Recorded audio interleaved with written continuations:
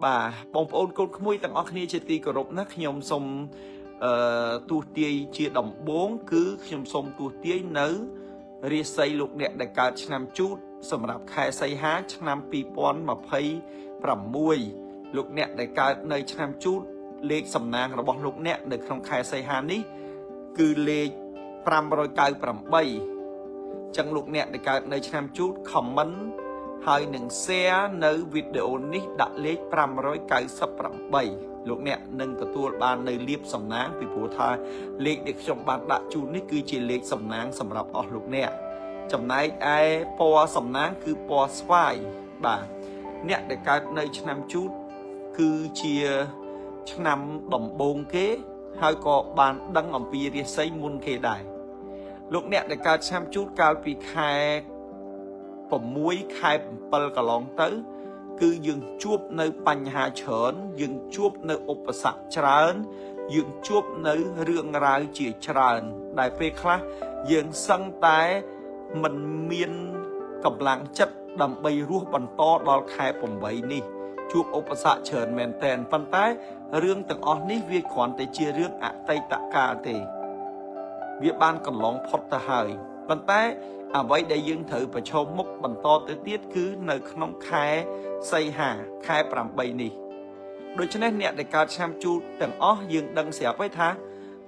រយៈពេលចុងក្រោយនេះគឺយើងមិនសូវជាសប្បាយក្នុងចិត្តប៉ុន្មានទេយើងតែងតែមានអារម្មណ៍ធុញថប់មានអារម្មណ៍ក្តៅក្រហាយមួម៉ៅហើយផ្លូវចិត្តរបស់យើងហ្នឹងគឺរាយមាយច្រើនរំជើបរំជួលច្រើនហើយគឺ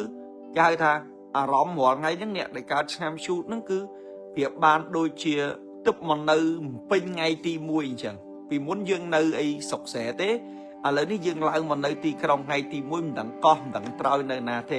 អារម្មណ៍យើងហ្នឹងទឹកដូចទឹកនឹងម្ដាយយើងស្លាប់ចោលយើងអញ្ចឹងដូចបាត់អីមួយយ៉ាងណាបាទនឹងអារម្មណ៍អ្នកកើតឆ្នាំជូតបច្ចុប្បន្នហ្នឹងហេតុអីបានអ្នកដែលកើតឆ្នាំជូតជួបនៅរឿងបែបហ្នឹងដោយសារតែតួរាសីរបស់លោកអ្នកដែលកើតនៅឆ្នាំជូតនៅក្នុងឆ្នាំ2026នេះវាមានបញ្ហាដោយសារជូតវាឈរនៅលើតួរាសីមួយដែលឆុងខ្លាំងជាងគេឆុងដល់ទៅ 100% ដូច្នេះរឿងល្អគឺមិនសូវជាចូលមកប្រមាណទេប៉ុន្តែរឿងដែលមិនល្អគឺចូលមកច្រើនអ្វីដែលចិត្តតែនឹងបានហើយវាប្រែទៅជាមិនបានណាអ្វីដែលវាចិត្តដល់គោលដៅហើយវាស្រាប់តែមានឧបសគ្គអញ្ចឹងគឺអ្នកដែលកើតឆ្នាំជូតគឺត្រូវជួបនៅរឿងទាំងអស់នេះប៉ុន្តែរឿងទាំងអស់ហ្នឹងវាបានឆ្លងកាត់មកវាចិត្តផុតទៅហើយអញ្ចឹងលោកអ្នកដែលកើតនៅឆ្នាំជូតលោកអ្នកcomment លេខសំណាងហើយនឹង share វីដេអូដាក់លេខ598ពណ៌សំណាងពណ៌ស្វាយណាលោកអ្នកអាចស្លៀកសម្លៀកបំពាក់ពណ៌ស្វាយចាប់ពីថ្ងៃទី1នៃខែ8ទៅបើនិយាយពីជោគជតារាសីនៅក្នុងខែសីហានេះដើមខែលោកអ្នកដែលកើតនៅឆ្នាំជូតគឺលោកអ្នកព្រួយចិត្តណាដើមខែ8ចូលមកដល់គឺអ្នកដែលកើតឆ្នាំជូតគឺមានអារម្មណ៍ព្រួយចិត្តមានអារម្មណ៍មួម៉ងមិនសប្បាយមិនរីករាយទេអ្នកដែលកើតនៅឆ្នាំជូតទាំងអស់បាទមិនទាន់ដល់ខែ8ផងដើមខែ8នេះគឺហត់ណាស់ហត់ទាំងចិត្តហត់ទាំងកាយអញ្ចឹងអ្នកដែលកើតឆ្នាំជូតគឺមានតែផ្លូវមួយគត់គឺត្រូវសម្រួលចិត្តហើយសម្រួលកាយណាសម្រួលចិត្តសម្រួលកាយបើមិនសម្រួលចិត្តបើមិនសម្រួលកាយទេលោកអ្នកដែលកើតនៅឆ្នាំជូតគឺអាចនឹងមានបញ្ហាផ្លូវចិត្តបញ្ហាផ្លូវចិត្តនឹងធ្វើឲ្យយើងឈួតធ្វើឲ្យយើងនឹងមានជំងឺសរសៃប្រសាទអញ្ចឹងខ្ញុំសូមឲ្យលោកអ្នកសម្រួលចិត្តឲ្យធ្វើអ្វីមួយហើយបើសិនជាអាចអ្នកដែលកើតនៅឆ្នាំជូតនឹងគួរតែរៀនសម្រួលអារម្មណ៍ណាទៅវត្តឬមួយក៏ធ្វើអ្វីដែលជាការមួយដែលធ្វើឲ្យយើងលហែចិត្តណាចឹងខែនឹងខែចូលភាសាស្រាប់ឯគួរតែទៅវត្តទៅអីចឹងទៅដើម្បីធ្វើយ៉ាងម៉េចឲ្យផ្លូវចិត្តយើងបានរឹងមាំណាហើយបើសិនជាមិនសម្រួលទេផ្លូវចិត្តមិនរឹងមាំទេអ្នកដែលកើតឆ្នាំជូតគឺត្រូវជួបនៅបញ្ហាហើយរាសីកាន់តែដុនដាបទៅហើយកាលណាតែរាសីយើងដាក់ឲ្យយើងធ្លាក់ហើយ ការដែលផ្ដោតធ្វើអ្វីមួយក៏មិនជោគជ័យដែររកស៊ីក៏មិនកាក់កបធ្វើការក៏មិនសូវល្អតែធ្វើការមិនល្អរកស៊ីមិនកបអាហ្នឹងគឺទៅហើយបាទការចិញ្ចឹមជីវិតហ្នឹងគឺដោយសារការរកស៊ីការចិញ្ចឹមជីវិតហ្នឹងដោយសារការធ្វើការហើយបើធ្វើការគេមិនកើតទេគឺគេដេញចេញហើយណាអញ្ចឹងត្រូវតែសម្រួលចិត្តខ្លួនឯងអញ្ចឹងសរុបមកវិញអ្នកដែលកើតឆ្នាំជូតដើមខែនេះគឺតឹងតែងណាប៉ុន្តែយើងសម្រួលទៅយើងប្រឹងទៅយើងលំហែអារម្មណ៍ទៅបាទធ្វើអីមួយទៅគឺអ្នកដែលកើតឆ្នាំជូតនឹងទទួលបានជោគជ័យហើយណាបាទពេលយើងដើរទៅដល់ពេលហត់យើងឈប់ទៅដល់ពេលយើងបាត់ហត់យើងដើរបន្តទៅទៀតយល់ទេជូតទឹកភ្នែកស្អាតហើយយើងបន្តដំណើរទៅមុខទៀតយល់ទេយល់ន័យនឹងអត់អ្នកកើតឆ្នាំជូតកុំបាក់ទឹកចិត្តហើយអ្នកដែលកើតនៅឆ្នាំជូតហ្នឹងគឺនៅក្នុងដើមខែយើងព្រួយចិត្តប៉ុន្តែចន្លោះពីថ្ងៃទី9ដល់ថ្ងៃទី10អ្នកដែលកើតឆ្នាំជូតនឹងលក់របស់ដាច់អញ្ចឹងបងប្អូនអ្នកដែលកើតឆ្នាំជូតកំពុងតែចង់លក់របស់អីដែលមិនទាន់ដាច់គឺចាប់ពីថ្ងៃ9ដល់ថ្ងៃ10ចន្លោះហ្នឹងនៅក្នុងខែ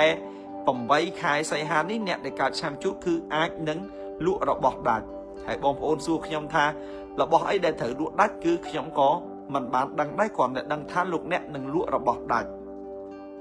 លោកអ្នកដែលកើតនៅឆ្នាំជូតដដែលបងប្អូនពីថ្ងៃទី14ដល់ថ្ងៃទី16បងប្អូនត្រូវប្រយ័ត្នមាត់ប្រយ័ត្នកប្រយ័ត្នពាក្យសម្ដីហើយប្រយ័ត្នរងថ្មបាក់បាទលេខគេថាមាត់កពាក្យសម្ដីហើយនឹងរងថ្មបាក់ពីថ្ងៃទី14ដល់ថ្ងៃទី16ចន្លោះខែ8ពីថ្ងៃ14ដល់ថ្ងៃ16ហ្នឹងបងប្អូនអ្នកកើតឆ្នាំជូតទី1គឺត្រូវមានការប្រយ័ត្នមាត់កពាក្យសម្ដីហើយទី2ប្រយ័ត្នរងថ្មបាក់ហ្នឹងបានន័យថាប្រយ័ត្នគេទម្លាក់កំហុសដាក់ប្រយ័ត្នគេចោទប្រកាន់ប្រយ័ត្នគេនាំរឿងមកដល់យើងបាទអញ្ចឹងយើងត្រូវមានការប្រយ័ត្នឲ្យបានគ្រប់ជ្រុងជ្រោយបើមិនដូច្នោះទេគឺលោកអ្នកដែលកើតនៅឆ្នាំជូតនឹងអាចទទួលរងនៅរឿងអយុត្តិធម៌អញ្ចឹងសូមកុំឲ្យមានរឿងអយុត្តិធម៌កើតឡើងចំពោះយើងអ្នកដែលកើតនៅឆ្នាំជូតបាទអ្នកដែលកើតនៅឆ្នាំជូតដដែលពីថ្ងៃទី20ដល់ថ្ងៃទី23អ្នកដែលកើតឆ្នាំជូតពីថ្ងៃទី20ដល់ថ្ងៃទី23លោកអ្នកនឹងមានដំណឹងដ៏សោកសៅអាចនឹងបាត់បង់សមាជិកឬមួយក៏អាចបាត់បង់សាច់ញាតិសាច់ឆ្ងាយបាទសាច់ញាតិហ្នឹងគឺសាច់ញាតិសាច់ឆ្ងាយអញ្ចឹងអ្នកដែលកើតឆ្នាំជូតចន្លោះពីថ្ងៃទី20ដល់ថ្ងៃទី23ខែ8ហ្នឹងសូមកុំឲ្យរឿងទាំងអស់នេះកើតឡើងព្រោះលេខគេថាលោកអ្នកនឹងអាចមានដំណឹងដ៏សោកសៅដែលអាចបាត់បង់សមាជិកនៅក្នុងក្រុមគ្រួសារណាបាទអញ្ចឹងពីថ្ងៃទី20ដល់ថ្ងៃទី23គឺត្រូវតែប្រុងប្រយ័ត្នមិនប្រុងប្រយ័ត្នទេអារឿងរូបប៉ាំងទុក្ខំអនិច្ចំអនត្តាហ្នឹងគឺអត់មានអ្នកណាប្រុងប្រយ័ត្នបានទេត្រូវត្រៀមចិត្តណាប៉ុន្តែរាល់នៅអ្វីដែលខ្ញុំបានទូទាយគឺខ្ញុំតែងតែចង់ឲ្យវាត្រូវបាទអ្នកដែលធ្វើម្ហូបចង់ឲ្យឆ្ងាញ់អ្នកដែលសម្ដែងចង់ឲ្យសមអ្នកដែលច្រៀងចង់ឲ្យពិរោះអ្នកដែលទូទាយក៏ចង់ឲ្យវាត្រូវដែរប៉ុន្តែរឿងនេះមួយសុំកុំឲ្យត្រូវណាឲ្យទាយខុសទៅណោះបាទកុំឲ្យមានរឿងទាំងអស់នេះកើតឡើងប៉ុន្តែបើមានក៏វាមានតែអាហ្នឹងវាមិនដឹងធ្វើម៉េចទេច្បាប់នៃធម្មជាតិវាមានកើតវាមានចាស់វាមានឈឺវាមានមរណៈមានស្លាប់ជារឿងធម្មតាអញ្ចឹងអ្នកដែលកើតនៅឆ្នាំជូតពីថ្ងៃទី20ដល់ថ្ងៃទី23គឺអាចនឹងបាត់បង់សមាជិកឬមួយក៏សាច់ញាតិបាទហើយលោកអ្នកដែលកើតនៅឆ្នាំជូតចុងខែបាទលោកអ្នកដែលកើតនៅឆ្នាំជូតចុងខែមានលៀបមានសំណាងបាទមានលៀបនៅចុងខែអ្នកដែលកើតឆ្នាំជូតមានលៀបនេះគឺបានន័យថាលោកអ្នកនឹងមាន គេហៅថាចំណូលបានមកពីការរកស៊ីលោកអ្នកនឹងមានចំណូលបានមកពីមុខរបរឬមួយក៏បានមកពីការងារអញ្ចឹងអ្នកដែលកើតឆ្នាំជូតលោកអ្នកនឹងទទួលបាននៅចំណូលដ៏ប្រសើរនៅចុងខែអញ្ចឹងចុងខែរកលុយបាននិយាយជារួមបងប្អូនខ្ញុំសូមទូទាជាបន្តដល់លោកអ្នកដែលកើតនៅឆ្នាំឆ្លូវរាសីរបស់អស់លោកអ្នកនៅក្នុងខែសីហាឆ្នាំ2026នេះលេខសំណាងរបស់លោកអ្នកដែលកើតនៅឆ្នាំឆ្លូវគឺលេខ125បាទចំណែកពណ៌សំណាងរបស់លោកអ្នកដែលកើតនៅឆ្នាំឆ្លូវគឺពណ៌ទឹកប្រាក់អញ្ចឹងលោកអ្នកដែលកើតនៅឆ្នាំឆ្លូវខមមិនលេខសំណាងនិង share វីដេអូដាក់លេខ125ហើយពណ៌សំណាងរបស់លោកអ្នកពណ៌ទឹកប្រាក់អ្នកដែលកើតឆ្នាំឆ្លូវកាលពីខែ7កន្លងទៅក៏ជួបឧបសគ្គដែរ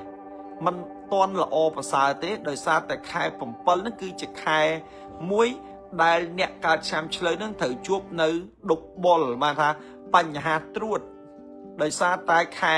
6កន្លងទៅជាខែពពែអញ្ចឹងវាត្រូវឆុងមួយឆ្លូវអញ្ចឹងឆ្លូវត្រូវមានឧបសគ្គឆ្លូវត្រូវមានបញ្ហាឆ្លូវត្រូវមានរឿងរ៉ាវច្រើនចូលមកអញ្ចឹងស្មុគស្មាញធ្វើអ្វីមិនកាក់កបលៀបជ័យគឺធ្លាក់ដល់0បាទសឹងតែអស់សង្ឃឹមអ្នកដែលកើតឆ្នាំឆ្លូវអញ្ចឹងអ្នកដែលកើតនៅឆ្នាំឆ្លូវទាំងឡាយទាំងពួងឥឡូវនេះចូលមកដល់ខែ8រាសីរបស់យើងគឺក្រនបើណាអត់មានបញ្ហាអីមួយដែលធ្វើឲ្យអ្នកដែលកើតឆ្នាំឆ្លូវហ្នឹងគឺតឹងតែងចំបែងចិត្តអីបន្តទៅទៀតទេអញ្ចឹងអ្នកដែលកើតឆ្នាំឆ្លូវលេខសំណាងរបស់លោកអ្នកលេខ125ចំណែកពណ៌សំណាងគឺពណ៌ទឹកប្រាក់អញ្ចឹងអ្នកដែលកើតឆ្នាំឆ្លូវខមមិននៅលេខសំណាងមួយទៅបាទហើយ share វីដេអូដាក់លេខសំណាងគឺលេខ125លោកអ្នកដែលកើតនៅឆ្នាំឆ្លូវនៅដើមខែអ្នកដែលកើតឆ្នាំឆ្លូវដើមខែលោកអ្នកគឺនឹងមានដំណឹងល្អបាទអ្នកដែលកើតឆ្នាំឆ្លូវដើមខែមានដំណឹងល្អហើយដំណឹងល្អដែលអ្នកកើតឆ្នាំឆ្លូវត្រូវជួបនេះគឺជាដំណឹងមួយដែលយើងទន្ទឹងរង់ចាំដែលយើងទន្ទឹងដែលយើងរង់ចាំដែលយើងចង់បានហើយដូចវាមិនបានសោះឥឡូវនេះចូលមកដល់ដើមខែហ្នឹងគឺលោកអ្នកនឹងបានទទួលនៅអ្វីដែលលោកអ្នកទន្ទឹងរង់ចាំហើយលោកអ្នកសួរខ្លួនឯងទៅ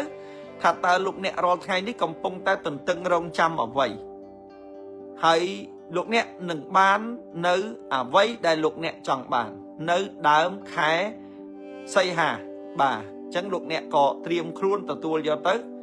យើងនឹងទទួលបាននៅអ្វីដែលជាទីពេញចិត្តរបស់យើងអ្នកដែលកើតឆ្នាំឆ្លូវដដែលពីថ្ងៃទី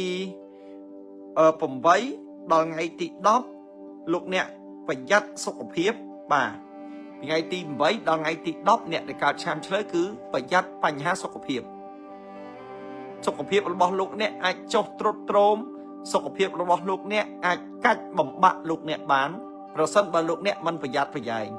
ដូច្នេះអ្នកដែលកើតនៅឆ្នាំឆ្លូវសូមលោកអ្នកថែរក្សាសុខភាពសូមលោកអ្នកធ្វើការឲ្យគិតអំពីសុខភាពបានន័យថាមិនមែនចេះតែធ្វើច្រើនមិនមែនចេះតែថាមិនមែនចេះតែប្រឹងទេអញ្ចឹងធ្វើអីដោយគិតអំពីសុខភាពផងកុំធ្វើឲ្យលើសកម្លាំងណាប្រយ័ត្នប្រយែងតិចពីថ្ងៃទី9ដល់ថ្ងៃទី11បាទពីថ្ងៃទី9ដល់ថ្ងៃទី11ប្រយ័ត្នសុខភាពនេះគឺមកពីយើងធ្វើការច្រើនលើសកម្លាំងអញ្ចឹងយើងត្រូវតែរៀបចំចាត់ចែងធ្វើអ្វីមួយដោយគេហៅថាដោយមួយកុំធ្វើអ្វីមួយដោយលើសកម្លាំងប្រយ័ត្នវាបាក់វាឈឺពេលនេះគឺមើលមិនជាទេបាទអ្នកដែលកើតនៅឆ្នាំឆ្លូវដដែលពីថ្ងៃទី13ដល់ថ្ងៃទី15លោកអ្នកនឹងពីថ្ងៃទី13ដល់ថ្ងៃទី15លោកអ្នកនឹងឡើងឋានៈឬមួយក៏ឡើងប្រាក់ខែបាទ ឡើងប្រាក់ខែឬមួយឡើងឋានៈបងប្អូនអ្នកដែលកើតឆ្នាំឆ្លូវពីថ្ងៃទី13ដល់ថ្ងៃទី15អ្នកដែលកើតឆ្នាំឆ្លូវគឺអាចនឹងឡើងឋានៈឬមួយក៏ឡើងប្រាក់ខែបាទអញ្ចឹងលោកអ្នកដែលធ្វើការយូរហើយឬមួយក៏ខិតខំប្រឹងប្រែងលះបង់យ៉ាងម៉េចក៏ដោយដែលមិនទាន់បានឥឡូវនេះគឺអាចនឹងបានឡើងឋានៈបុណ្យស័ក្តិទូនាទីឬមួយក៏ឡើងប្រាក់ខែបាទចន្លោះពីថ្ងៃទី13ដល់ថ្ងៃទី15អ្នកដែលកើតនៅឆ្នាំឆ្លូវដដែលបងប្អូនកូនក្មួយពីថ្ងៃទី19ដល់ថ្ងៃទី22បាទចន្លោះពីថ្ងៃទី19ដល់ថ្ងៃទី22អ្នកដែលកើតឆ្នាំឆ្លូវអាចមានដំណឹងល្អចេញទៅក្រៅប្រទេសឬមួយក៏អាចមានដំណើរត្រូវទៅក្រៅប្រទេសបាទលោកអ្នកអាចមានដំណើរត្រូវទៅក្រៅប្រទេសអញ្ចឹងអ្នកដែលកើតនៅឆ្នាំឆ្លូវគឺពីថ្ងៃទី19ដល់ថ្ងៃទី22គឺអាចមានដំណើរចេញទៅក្រៅប្រទេសអញ្ចឹងសម្រាប់អ្នកណាមួយដែលមានក្តីបំណងដែលមានបំណងថាចង់ទៅក្រៅប្រទេសឬមួយក៏ចង់ទៅនៅស្រុកគេឬមួយចង់ទៅលេងស្រុកគេដែលយើងអត់ទាន់មានឱកាសអញ្ចឹងចន្លោះពីថ្ងៃទី19ដល់ថ្ងៃទី22អ្នកដែលកើតនៅឆ្នាំឆ្លូវគឺអាចនឹងមានដំណឹងល្អអាចទៅក្រៅប្រទេសដូច្នេះសូមលោកអ្នកទាំងអស់ទទួលបាននៅអ្វីដែលជាកិច្ចប្រាថ្នាក្តីប្រាថ្នារបស់អស់លោកអ្នកដែលកើតនៅឆ្នាំឆ្លូវដដែលចុងខែលោកអ្នកដែលកើតឆ្នាំឆ្លូវដដែលបងប្អូនចុងខែសីហាលោកអ្នកនឹងទទួលឬមួយក៏ទិញរបស់ចូលបាទមានទិញរបស់ចូលផ្ទះនេះពីនៅចុងខែលោកអ្នកនឹងទទួលរបស់ចូលផ្ទះបាទចុងខែលោកអ្នកទទួលរបស់ចូលផ្ទះអ្នកដែលកើតនៅឆ្នាំឆ្លូវបាទអញ្ចឹងចុងខែនឹងទិញរបស់ចូលផ្ទះរបស់អីអាហ្នឹងក៏មិនបានដឹងដែរប៉ុន្តែគ្រាន់តែថានឹងទិញរបស់ចូលផ្ទះបានលោកអ្នកទាំងអស់គ្នាដែលកើតនៅឆ្នាំឆ្លូវបើនិយាយអំពីក្បួនបើនិយាយអំពីតួនៃរាសីអ្នកដែលកើតឆ្នាំឆ្លូវគឺអារម្មណ៍និយាយអំពីកម្លាំងចិត្តគឺធ្លាក់បាទធ្លាក់តាំងពីចូលមកដល់ឆ្នាំមមីតាមក្បួនខ្មែរគឺនិយាយរួមតាំងពីចូលឆ្នាំខ្មែរមកគឺអ្នកដែលកើតនៅឆ្នាំឆ្លូវគឺ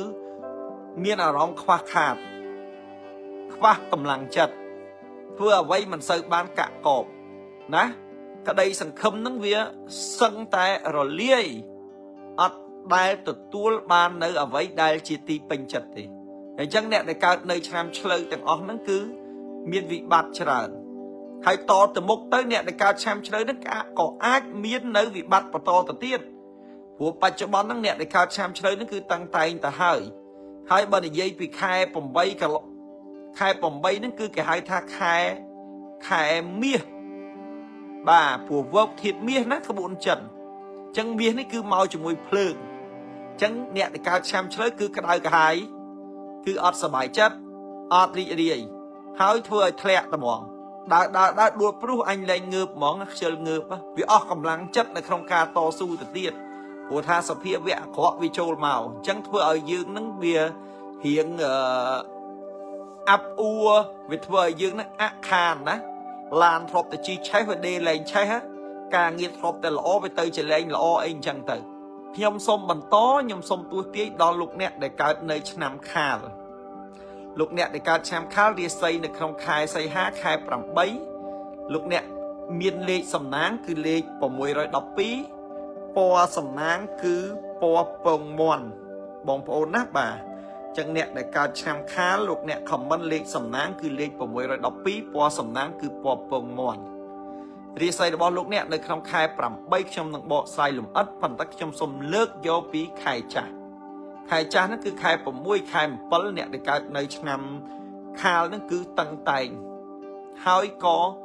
ជាពេលវេលាមួយដែលយើងឯកោបំផុតអ្នកដែលកើតឆ្នាំខាលប្រហែលខែនេះឯកោណាស់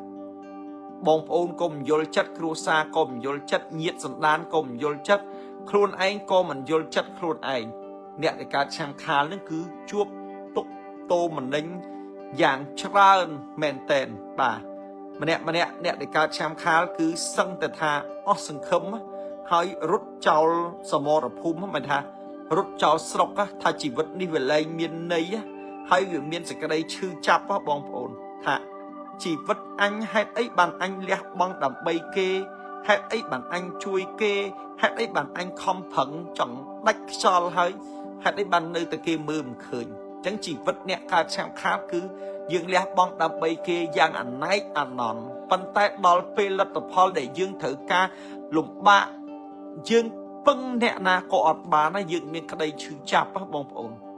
ចឹងអាសក្តីឈឺចាប់នឹងវាអត់ចងចាំទេអ្នកដែលកើតឆ្នាំខាលនឹងចាំតែមួយផ្លែតទេហើយដល់ពេលគេត្រូវការគឺត្រូវតែ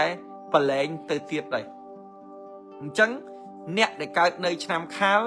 បងប្អូនកូនក្មួយយើងកលេចមកកាន់នៅរាសីក្នុងខែ8វិញម្ដងអ្នកដែលកើតឆ្នាំខាលលោកអ្នកខមមិននៅលេខសំណាងហើយនឹង share វីដេអូដាក់លេខ612ព្រោះលេខនេះគឺជាលេខសំណាងសម្រាប់ខែសីហារបស់លោកអ្នកដែលកើតឆ្នាំខាលចំណែកពណ៌សំណាងរបស់លោកអ្នកដែលកើតនៅឆ្នាំខាលគឺលោកអ្នកពាក់អាវពណ៌ពងមាន់គឺជាពណ៌លៀបពណ៌ជ័យលោកអ្នកដែលកើតនៅឆ្នាំខាលដើមខែលោកអ្នកមានបញ្ហាលុយកាក់បាទអត់លុយអ្នកដែលកើតឆ្នាំខាលអត់លុយគឺតឹងមែនតើណាបងប្អូនណាបើថាលំបាករឿងអីអត់សំខាន់ទេព្រោះយើងមានលុយយើងអាចដោះស្រាយបានប៉ុន្តែបើអត់លុយមួយហើយគឺចប់ត្មងមិនដឹងដោះយ៉ាងម៉េចបានទេអញ្ចឹងអ្នកដែលកើតឆ្នាំខាលគឺត្រូវតែទទួលរងនៅភាពជូរចត់តាំងពីចុងខែ6រហូតដល់ដើមខែសំទោសរហូតដល់ដើមខែ8តាំងពីចុងខែ6រហូតដល់ដើមខែ8ហ្នឹងគឺអ្នកដែលកើតនៅឆ្នាំខាលគឺមានវិបត្តិលុយកាក់ណាប៉ុន្តែទោះបីជាក្នុងតម្លៃណាក៏ដោយក៏អ្នកកើតឆ្នាំខាលហ្នឹងត្រូវតែក្រោកឈរឡើងត្រូវតែរឹងមាំហើយយកបញ្ហាទាំងអស់នេះមកគិតមកដោះ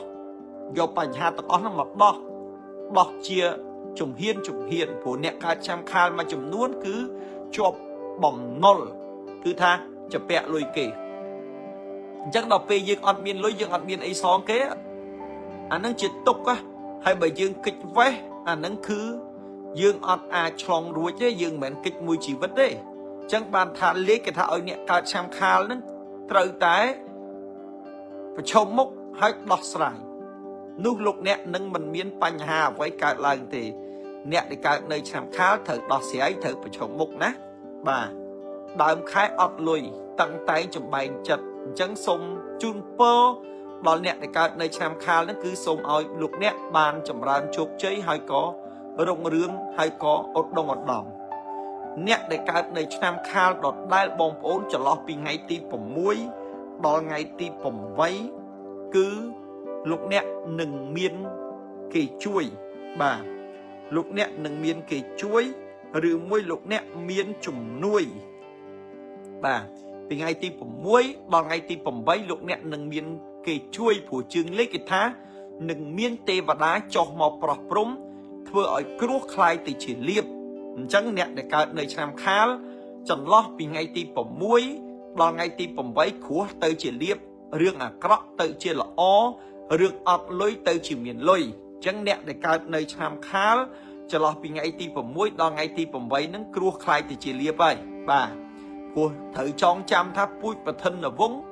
វាលំបាកមុនប៉ុន្តែវាសនុកក្រោយអញ្ចឹងអ្នកដែលកើតនៅឆ្នាំខាលលោកអ្នកនឹងជួបនៅរឿងល្អបានមកវិញចន្លោះពីថ្ងៃទី6ដល់ថ្ងៃទី8នឹងមានគេជួយឬមួយក៏មានផ្លូវឬមួយក៏មានដំណោះស្រាយដែលជួយឲ្យយើងនឹងទទួលបាននៅរឿងល្អត្រឡប់មកវិញអញ្ចឹងអ្នកដែលកើតនៅឆ្នាំ ខាលលោកអ្នកនឹងហេងលោកអ្នកនឹងកាក់កបលោកអ្នកនឹងជោគជ័យបាទពីថ្ងៃទី6ដល់ថ្ងៃទី8ពីថ្ងៃទី13ដល់ថ្ងៃទី15អ្នកដែលកើតឆ្នាំខាលគឺដល់គូបាទដល់គូឬមួយក៏ជួបស្នេហ៍ពិតបាទដល់គូឬមួយក៏ជួបស្នេហ៍ពិតអញ្ចឹងអ្នកដែលកើតឆ្នាំខាលពីថ្ងៃទី13ដល់ថ្ងៃទី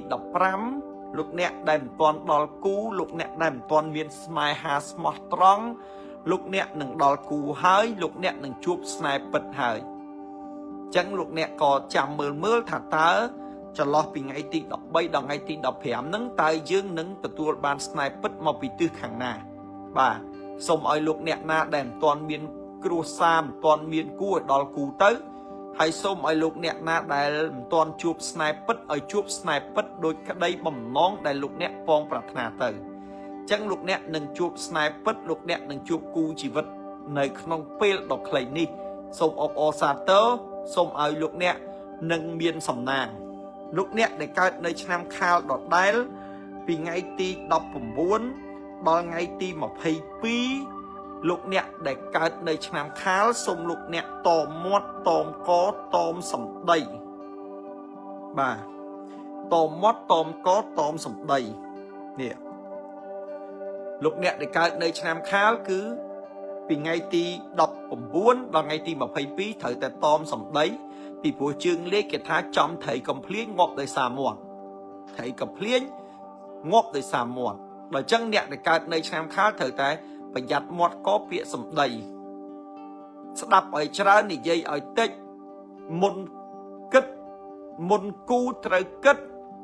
មុននិយាយត្រូវកលាស់អណ្ដាតបើមិនដូច្នោះទេលោកអ្នកនឹងមានបញ្ហាហើយបញ្ហានេះគឺអាចធ្ងន់ធ្ងរឈានទៅដល់ផ្លូវច្បាប់ទៀតដូច្នេះអ្នកដែលកើតនៅឆ្នាំខាលគឺពីថ្ងៃទី19ដល់ថ្ងៃទី22គឺត្រូវតែមានការប្រុងប្រយ័ត្នណាបាទអ្នកដែលកើតឆ្នាំខាលចុងខែ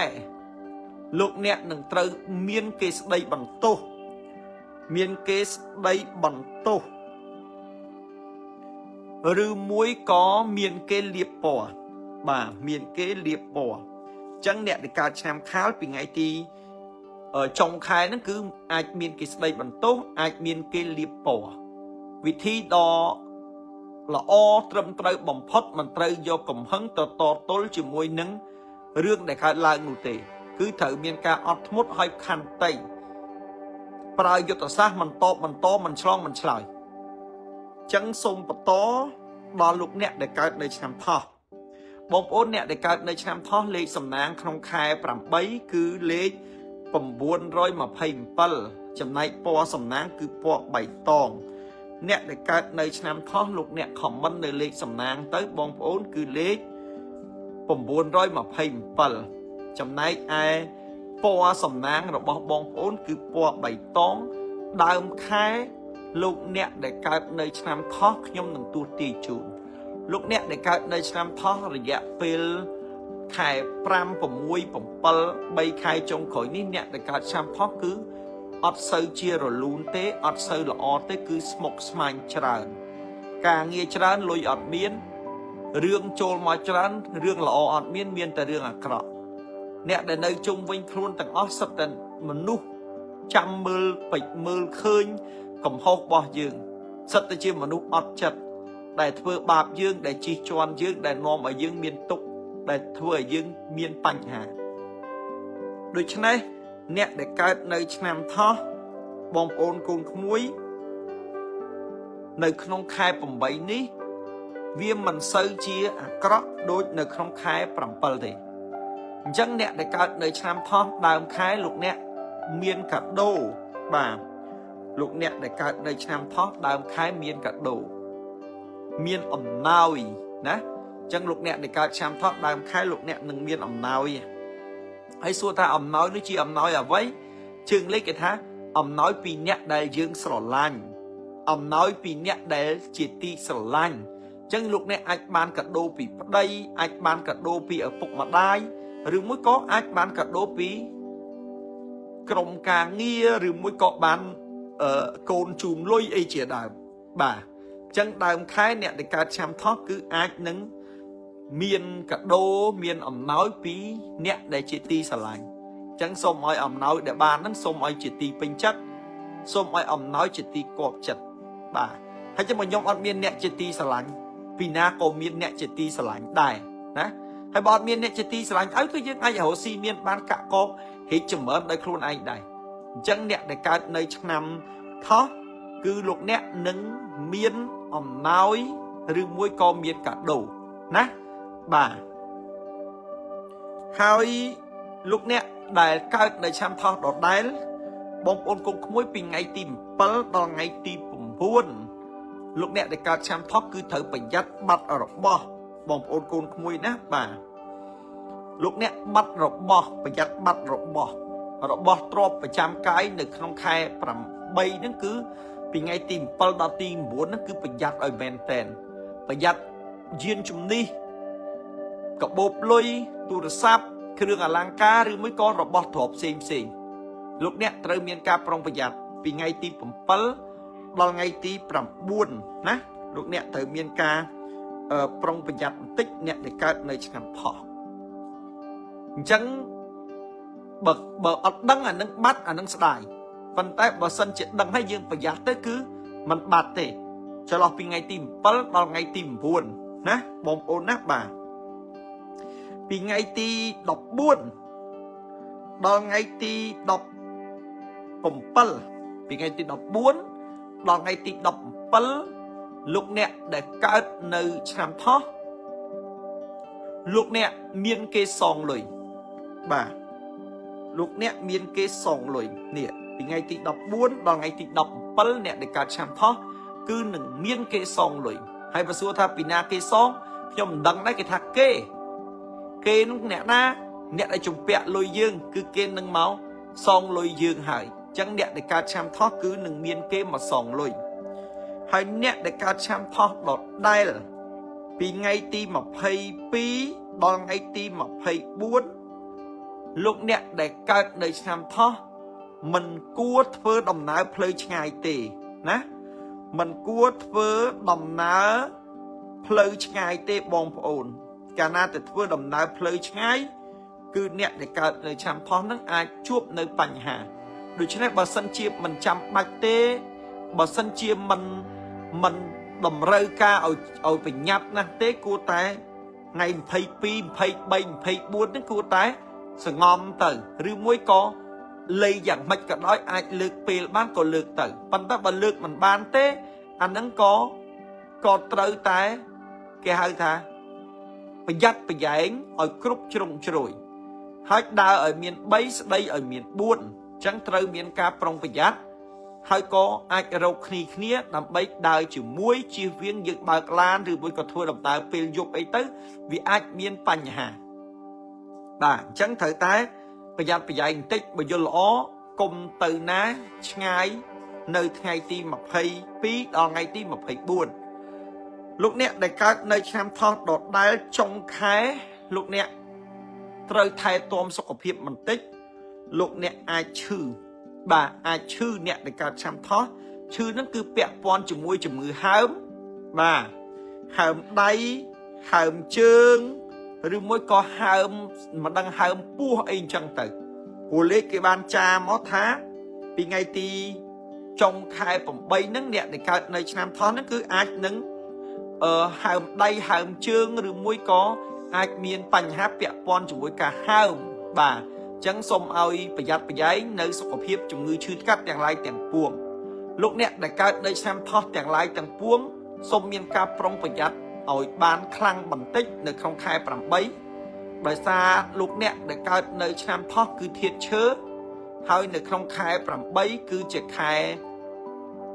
เมียเมาจมูกเพลิงโดยจังเมียเมาจมูกเพลิงเนี่ยในการชามทอดคือถือเมียนปัญหาโดยซาเพลิงเมียนอธิปลครั้งให้เมียนทำมาปลครั้งโดยเฉพาะเนี่ยในการในชามทอดในเทียนเชื้อนั่นคือถือรองปัญหา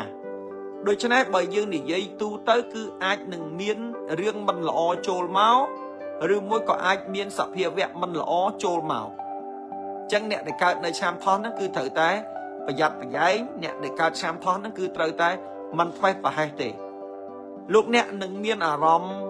ម៉ងសៅមិនសប្បាយចិត្តមិនរីករាយលោកអ្នកនឹងមានអារម្មណ៍ថាខ្លួនឯងនឹងខុសលោកអ្នកនឹងលែងចង់ចេញទៅក្រៅលោកអ្នកអស់សង្ឃឹមនៅក្នុងជីវិតហើយអាការៈបែបនេះមិនមែនកើតតែម្ដងបោះចោលទេគឺគ្រាន់តែជាការចាប់ផ្ដើមទេព្រោះថាសភាវៈអាក្រក់វានឹងចូលមកដល់ហើយបើយើងមិនពង្រឹងមិនធ្វើឲ្យខ្លួនឯងរឹងមាំទេគឺអ្នកដែលកើតឆ្នាំថោះគឺអាចនឹងមានបញ្ហាពាក់ព័ន្ធជាមួយនឹងជំងឺវិបត្តិផ្លូវចិត្តចប់ពីថោះខ្ញុំសូមទូទាយជូនដល់លោកអ្នកដែលកើតនៅឆ្នាំរោងបងប្អូនរាសីរបស់លោកអ្នកដែលកើតនៅឆ្នាំរោងប្រចាំខែសីហាឆ្នាំ2026លេខសំណាងលោកអ្នកដែលកើតនៅឆ្នាំរោងគឺលេខ367ចំណែកពណ៌សំណាងរបស់លោកអ្នកដែលកើតនៅឆ្នាំរោងគឺពណ៌ទឹកក្រូចបងប្អូនកូនក្មួយបាទលេខសំណាងលេខ367ពណ៌សំណាងគឺពណ៌ទឹកក្រូចលោកអ្នកដែលកើតនៅឆ្នាំរោងរាសីរបស់លោកអ្នករយៈពេល6ខែកន្លះឆ្នាំពេញ2026មិនដឹងកោះមិនដឹងត្រើយទៅណាទេគឺឈោងដូចចកអណ្ដែតកដាលតលេអញ្ចឹងអត់ទាន់បានផលល្អប្រសើរអីនៅឡើយទេគឺតឹងតែងណាស់ហើយម្នាក់នឹងអង្គុយសង្ឃឹមថាចាំមើលវាយ៉ាងម៉េចដែរសង្ឃឹមខែ1សង្ឃឹមខែ2រហូតដល់ខែ7សង្ឃឹមនៅតែទៅមិនរួចអ្នកដែលកើតនៅឆ្នាំរោងហ្នឹងសឹងថាអស់ក្តីសង្ឃឹមណាហើយកាលពីប្រមាណឆ្នាំមុននិយាយពីឆ្នាំរោងសម្បូរសបាយមានបានអូយព្រះហើយទេវតាសបោញាតបាទជួយគេយកអាសាគេស្រឡាញ់គេដល់ពេលឥឡូវខ្លួនឯងអត់លុយញាតទាំងឡាយហ្នឹងដឹងទៅណាអស់ណាហើយឈឺចាប់មិនមែនឈឺចាប់ឯខាងក្រៅរឹងមាំសួរថាណែឯងកើតឆ្នាំរោងអញ្ចឹងឯងជួយគេច្រើនអញ្ចឹងណាកូនដល់ពេលឥឡូវនេះកូនឯងមានទុកអញ្ចឹងមានណាគេមកជួយកូនឯងមិនទេពិបាកចិត្តអូអញពិបាកចិត្តអីទេអាណាមិនជួយទេហើយទៅអញធ្វើតែបុណ្យទេប៉ុន្តែក្នុងចិត្តចង់ផ្ទុះសួតតែឈឺចាប់ណាបើអញមានឱកាសមានម្ដងទៀតណាអញឈប់ជួយហើយកុំសង្ឃឹមទោះបីមានមែនតែគេមកលួងជួយគេដដែលអ្នកកើតឆ្នាំរោងជីវិតណាបាទឥឡូវគេពងដើរលៀបពណ៌គេពងដើរនិយាយដើមណអញ្ចឹងណាអញ្ចឹងអ្នកកើតឆ្នាំរោងយើងអ៊ុតមើលថាតើរាសីរបស់យើងនៅក្នុងខែ8ហ្នឹងវាយ៉ាងម៉េចដែរព្រោះខែ1ខែ2ខែ3ខែ4ខែ5ខែ6ខែ7ហ្នឹងគឺថាអូយព្រះហើយទេវតាហើយគឺមិនទាន់រលូនទេអញ្ចឹងឥឡូវនេះចូលដល់ខែ8យើងចាំមើលវារលូនឬមួយក៏វាមិនរលូនឥឡូវខ្ញុំទាយជូនសូមបងប្អូនអ្នកដែលកើតនៅឆ្នាំរោងហ្នឹងខមមិនលេខសំណាងលេខ367 share វីដេអូដាក់លេខ367ពណ៌សំណាងរបស់លោកអ្នកដែលកើតនៅឆ្នាំរោងគឺពណ៌ទឹកក្រូចលោកអ្នកណាបាទអ្នកដែលកើតនៅឆ្នាំរោងដើមខែលោកអ្នកលក់របស់ដាច់បាទដើមខែលោកអ្នកលក់របស់ដាច់ណាបងប្អូនណាបាទលោកអ្នកសួរខ្ញុំទៅទៀតណាថាលោកគ្រូមហាជុំលក់របស់ដាច់ហ្នឹងលក់អីគេខ្ញុំជម្រាបប្រាប់លោកអ្នកថា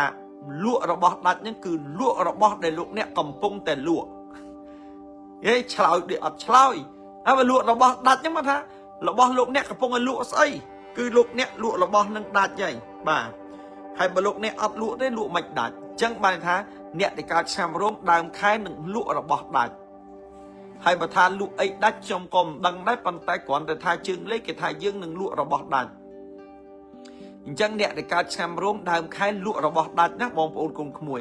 សូមជូនពរឲ្យលក់អ្វីដែលយើងកំពុងតែចង់ឲ្យលក់ដាច់ហើយបានតម្លៃល្អណាអញ្ចឹងអ្នកកើតឆ្នាំរោងដើមខែលក់របស់ដាច់អ្នកដែលកើតនៅឆ្នាំរោងដដែលបងប្អូនកូនក្មួយចន្លោះពីថ្ងៃទី6ដល់ថ្ងៃទី8បងប្អូនអ្នកដែលកើតឆ្នាំរោងហ្នឹងនឹងមានដំណឹងមិនល្អបាទមានដំណឹងមិនល្អមិនថាមានគេនិយាយដើមមានគេលៀបពណ៌មានគេចំណែននេះពីថ្ងៃទី6ដល់ថ្ងៃទី8ហ្នឹងអ្នកដែលកើតឆ្នាំរោងគឺនឹងមានគេនិយាយដើមមានគេលៀបពណ៌ចឹងអ្នកដែលកើតឆ្នាំរោងទាំងអស់វិធីមួយគត់គឺពេលនេះ cứ lúc nè mình bạch to to thì vì bố tha riêng kê liếp po riêng kê để dây đam riêng kê cho nay nên tia trên ní kê nỉ dây bị khmai tới so tới khmai sầm mẹp dương nè cá chăm rô nó cứ bía miên cho ai cho ăn ta hai mình men ta lược tim mùi tì đối chứ này mạch pruy mạch khoal mạch bà rom ấy cứ anh vậy anh vậy tới ôi nè na tha tới ná còn trái thò mặt đá mình nước hát bong phôn viêm miên sẽ cái đây chư chắp viêm miên sẽ cái đây chư chắp viêm miên rom đài bàn tay nhung sờ nôm bao tha đầm nạ cao đi mà chư chắp ấy đầm nạ cao đi có miên dốt để thò sầm mẹp dương đây chân mạch tự bộ mạch tự vẹt nhẹ chứ hay cana tự bộ cana tự vẹt nhẹ anh能cứ căn tự miên rương và thêm tự tiền nè chân công bộ công trong bàn dốt để thò nè miên tê dốt để thòสำหรับเนี่ยการชำรุงในปีนี้จังตัวใบหนาเธอไอเธอได้สมแต่มาศพแต่บานในเนี่ยการชำรุงนะการนาแต่เบาเสียการนากันแต่โต๊ะอันนั้นคือเนี่ยในการชำรุงกันแต่ลงไงบ่าอยู่แล้วจังสมไอเมียนกาประหยัดประหยัดให้ก็กลมตบต่อเนี่ยในการชำรุงดอกได้บองโอนปีไงติดดอกบุญดอกไงติดดอกปั่มเปิลลูกเนี่ยได้การในนำร่มลูกเนี่ยหนึ่งเมียนดมนั่งละอ่อเนี่ยอยู่ตัวอ่ะบ่ากาเป็นไงผมมวยดองไงตีผมไว้นั่งเมียนเก่งยัยด้าเมียนเก่งนี่ยัยมันละอ่อนั่งหืองอ่ะกระวันนั้นดอเป็นไงตีดอกบุญดองไงตีดอกเปิลเนี่ยในการในนำร่มคือลูกเนี่ยหนึ่งเมียนดมนั่งละอ่อลำนังนั่นคือยังตึงรองจำเมายู่หายลำนังนั่นคือยังปัฒนาจังบานยู่หายเพราะนั่นเป็นดังบานวิมันเคยบานวิจัยแต่รองจำบัดเตยชายเตยนะปัญไตปีไงติดดอกบุญหลังไงติดดอกผมเปิลนั่นคือเนี่ยในการในชนามโรงนั่นคือหนึ่งตัวบานหนึ่งเพียบละอประสาเพียบริกจำร้านตลอดมาวิ่งบ่าหรือมวยก็ยุดเตะทอตลอดมาวิ่งจังเนี่ยในการในชนามโรงนั้นเป็นไงติดดอกบุญหลังไงติดดอกผมเปิลแข่ไซหานี้ลูกเนี่ยหนึ่งตัวบานหนึ่งเพียบละอประสาสำหรับอ้อลูกเนี่ยปีไงตีมาเพยปีดองไงตีมาเพยปรำเนี่ยปีไงตีมาเพยปีดองไงตีมาเพยปรำเนี่ยในการในชนามโรงสมลูกเนี่ยประหยัดสุขภาพบ่าประหยัดสุขภาพมันติดเนี่ยปีไงตีมเพย์ปีดองไงตีมเพย์เพียมประหยัดสุขภาพบ่าสุขภาพประหยัดไอเบนเต้นประหยัดชื่อให้สุขภาพได้ชื่อนี่ชื่อมาเป็นทัวก้าหัวกำลังกลมอ้างแต่ครูนไอคลั่งกลมอ้างแต่ครูนไอนึงรึงม่วมให้ลูกเนี่ยกึศแต่ปีทัวก้าลูกเนี่ยกึศแต่ปีเพื่อคือมันซื้อเชียบานละอภาษาประมาณตีโดยฉะนั้นเนี่ยในการในชนำโรงคือสมไทยเรศาสุขภาพปีไงตีมาเพย์ปีดองไงตีมาเพย์เพียมกลมอ้างแต่ครูนไอ้นึกว่าอันไอ้ประหยัดไอ้นะบ่าประหยัดบะบอมโอนประหยัดบะจังกาเงียเธอกาอ้อยเมียนเปลเมียนวิเลียหายก็เธอกาเอากึศประมาณอันพิสุขภาพเผอโก้ไอซีสมัยชีลานเอาใจจับผิงสินบ่าเอาใจจับตักผ่องจังเผอมันนึกเอาลมหายผ่องจังเนี่ยในการชำร้องคือเถอแต่ประหยัดประหยัดสุขภาพติ๊กเป็นไงตีมเพย์ปีดองไงตีมเพย์ปรำเนี่ยในการชำร้องจงไข่เนี่ยในการชำร้องจงไข่บอมโอนเนี่ยในการนำรงจงแค่ไซฮาแค่ปรับใบนะลูกเนี่ยในการนำรงจงแค่ไซฮาแค่ปรับใบนั้นลูกเนี่ยหนึ่งมีนมุกระบอทำไมหรือมวยก่อกาเงียทำไมบ่ามีนมุกระบอทำไมกาเงียทำไมนับเป็นไงหนึ่งจงแค่ไซฮานี้ลูกเนี่ยในการในนำรงอาจหนึ่งมีนมุกระบอทำไมอาจหนึ่งมีนกาเงียทำไม ហើយបងប្អូនសួរខ្ញុំថាមុខរបរថ្មីហ្នឹងការងារថ្មីហ្នឹងយ៉ាងម៉េចដែរគឺលោកអ្នកនឹងទទួលបានដែរចុងខែហ្នឹងលោកអ្នកខ្លះថាអូយធ្វើការយូរឯហត់ណាចង់តែចេញឯងប៉ុន្តែវាអត់មានច្រកចេញមិនដឹងគិតគំនិតអីបែបម៉េចទេឲ្យល្អឥឡូវនេះគឺដល់ពេលវេលាដែលអ្នកកើតឆ្នាំរោងហ្នឹងគឺនឹងទទួលបាននៅភាពល្អប្រសើរត្រឡប់មកវិញហើយបងប្អូនណាបាទអញ្ចឹងចុងខែនេះលោកអ្នកនឹងទទួលបានមុខរបរថ្មីឬមួយក៏ការងារថ្មីខ្ញុំសូមជូនពរឲ្យមុខរបរថ្មីការងារថ្មីរបស់លោកអ្នកដែលកើតឆ្នាំរោងនឹងបានល្អដោយអ្វីដែលលោកអ្នកបងបាទចប់ពីឆ្នាំរោងសូមបន្តទូទាយដល់លោកអ្នកដែលកើតនៅឆ្នាំម្សាញ់លោកអ្នកដែលកើតនៅឆ្នាំម្សាញ់ខមមិនលេខសំណាងគឺលេខ549ចំណែកពណ៌សំណាងគឺពណ៌កាហ្វេចឹងលោកអ្នកដែលកើតនៅឆ្នាំម្សាញ់ខមមិននៅលេខសំណាងលេខ549ពណ៌សំណាងគឺពណ៌កាហ្វេបងប្អូនកូនក្មួយណាបាទលោកអ្នកដែលកើតនៅឆ្នាំម្សាញ់លោកអ្នកត្រូវដឹងហើយថាជោគជតារាសីរបស់លោកអ្នកកាលពីប៉ុន្មានខែកន្លងទៅគឺអ្នកដែលកើតឆ្នាំម្សាញ់គឺមិនសូវជាមានភាពល្អប្រសើរប្រមាណទេលោកអ្នកជួបនៅបញ្ហាច្រើនណាការងារមុខរបររកស៊ីគឺគ្រប់បែបយ៉ាងទាំងអស់សម្រាប់លោកអ្នកដែលកើតនៅឆ្នាំម្សាញ់គឺសេចក្តីល្អគឺមានតិចសេចក្តីមិនល្អគឺមានច្រើនហើយអ្នកកើតឆ្នាំម្សាញ់យើងសម័យមើលកាលពីប្រហែលឆ្នាំមុននេះយើងមានបានយើងសម្បូរសបាយយើងជោគជ័យគឺអ្នកដែលនៅជុំវិញខ្លួនចែករំលែកយើងបែងចែកយើងជួយគេគ្រប់បែបយ៉ាងដល់ពេលប្រហែល 2-3 ឆ្នាំចុងក្រោយនេះយើងដែលកើតឆ្នាំម្សាញ់ហ្នឹងយើងមានទុកសួរថាតើមានអ្នកណាមួយគេមកខ្វល់ដែលមានអ្នកណាមួយគេមកសួរនាំយើងឯងអញ្ចឹងបានយើងដែលអ្នកកើតឆ្នាំម្សាញ់ហ្នឹងម្នាក់បងប្អូនបាក់ទឹកចិត្តបាទបាក់ទឹកចិត្តហើយក៏សឹងតែថាលែងចង់បន្តដំណើរទៅមុខទៀតព្រោះវាជួបឈឺចាប់វាឈឺចាប់ពេលដែលគេពិបាកពេលដែលគេអត់យើងជួយគេដល់ពេលគេទាំងអស់ហ្នឹងគេបានដល់ត្រើយអស់ដល់ពេលយើងលំបាកវិញអត់មានអ្នកណាមួយគេមកជួយយើងសោះបន្តិចក៏អត់មានអ្នកណាមកជួយដែរអញ្ចឹងបានជាយើងនឹងវាត្រូវជួបនៅបញ្ហាទាំងឡាយទាំងពួងទាំងអស់ហ្នឹងអញ្ចឹងអ្នកដែលកើតនៅឆ្នាំម្សាញ់ទាំងអស់ហ្នឹងបើសិនជាមានពេលទៅមុខគិតខ្លួនឯងចេះបើទៅមុខអញអាចងើបឈរបានណាបើទៅមុខអញអាចរកស៊ីមានបានណាអញប្រហែលជានឹងយ៉ាងម៉េចអញប្រហែលជាឈប់រាប់ញាតហើយល្មមភ្ញាក់ខ្លួនហើយព្រោះពេលយើងមានប្រយោជន៍គេរាប់យើងដល់ពេលយើងអត់ប្រយោជន៍តែឆ្កែផ្ទះគេមិនឲ្យមកលេងយើងផងអាហ្នឹងវាជួបនៅរឿងបែបហ្នឹងអញ្ចឹងអ្នកដែលកើតនៅឆ្នាំម្សាញ់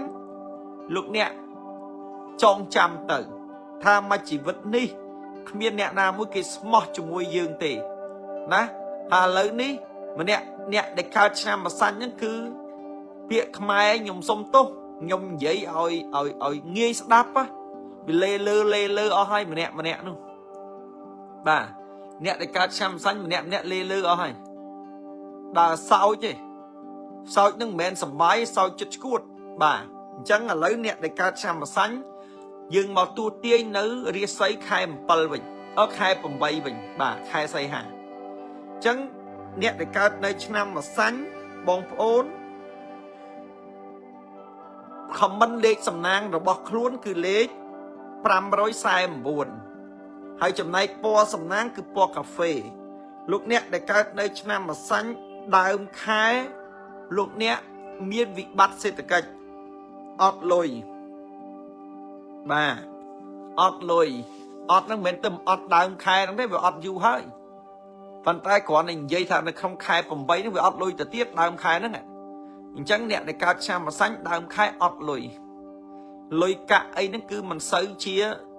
lọ bỏ màn thế đối chứ này nè để cao nơi năm mà xanh những sông lục nè miền ca prong bây giờ hai co thử rất bắp thử ri tham thử kết oi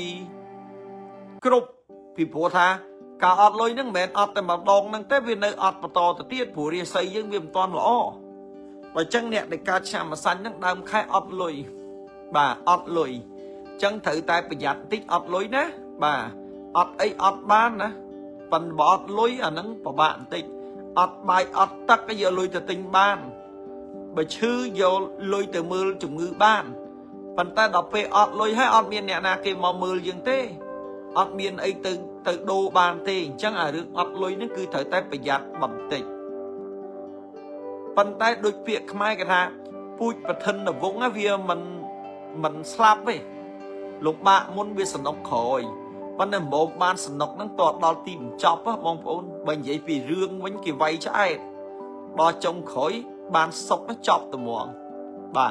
จังเนี่ยได้เกิดในชนำมาสั่งนั่งดาวคล้ายคือถืออดลุยจังยังถือตายอดมุดให้ก็ช่วยจัด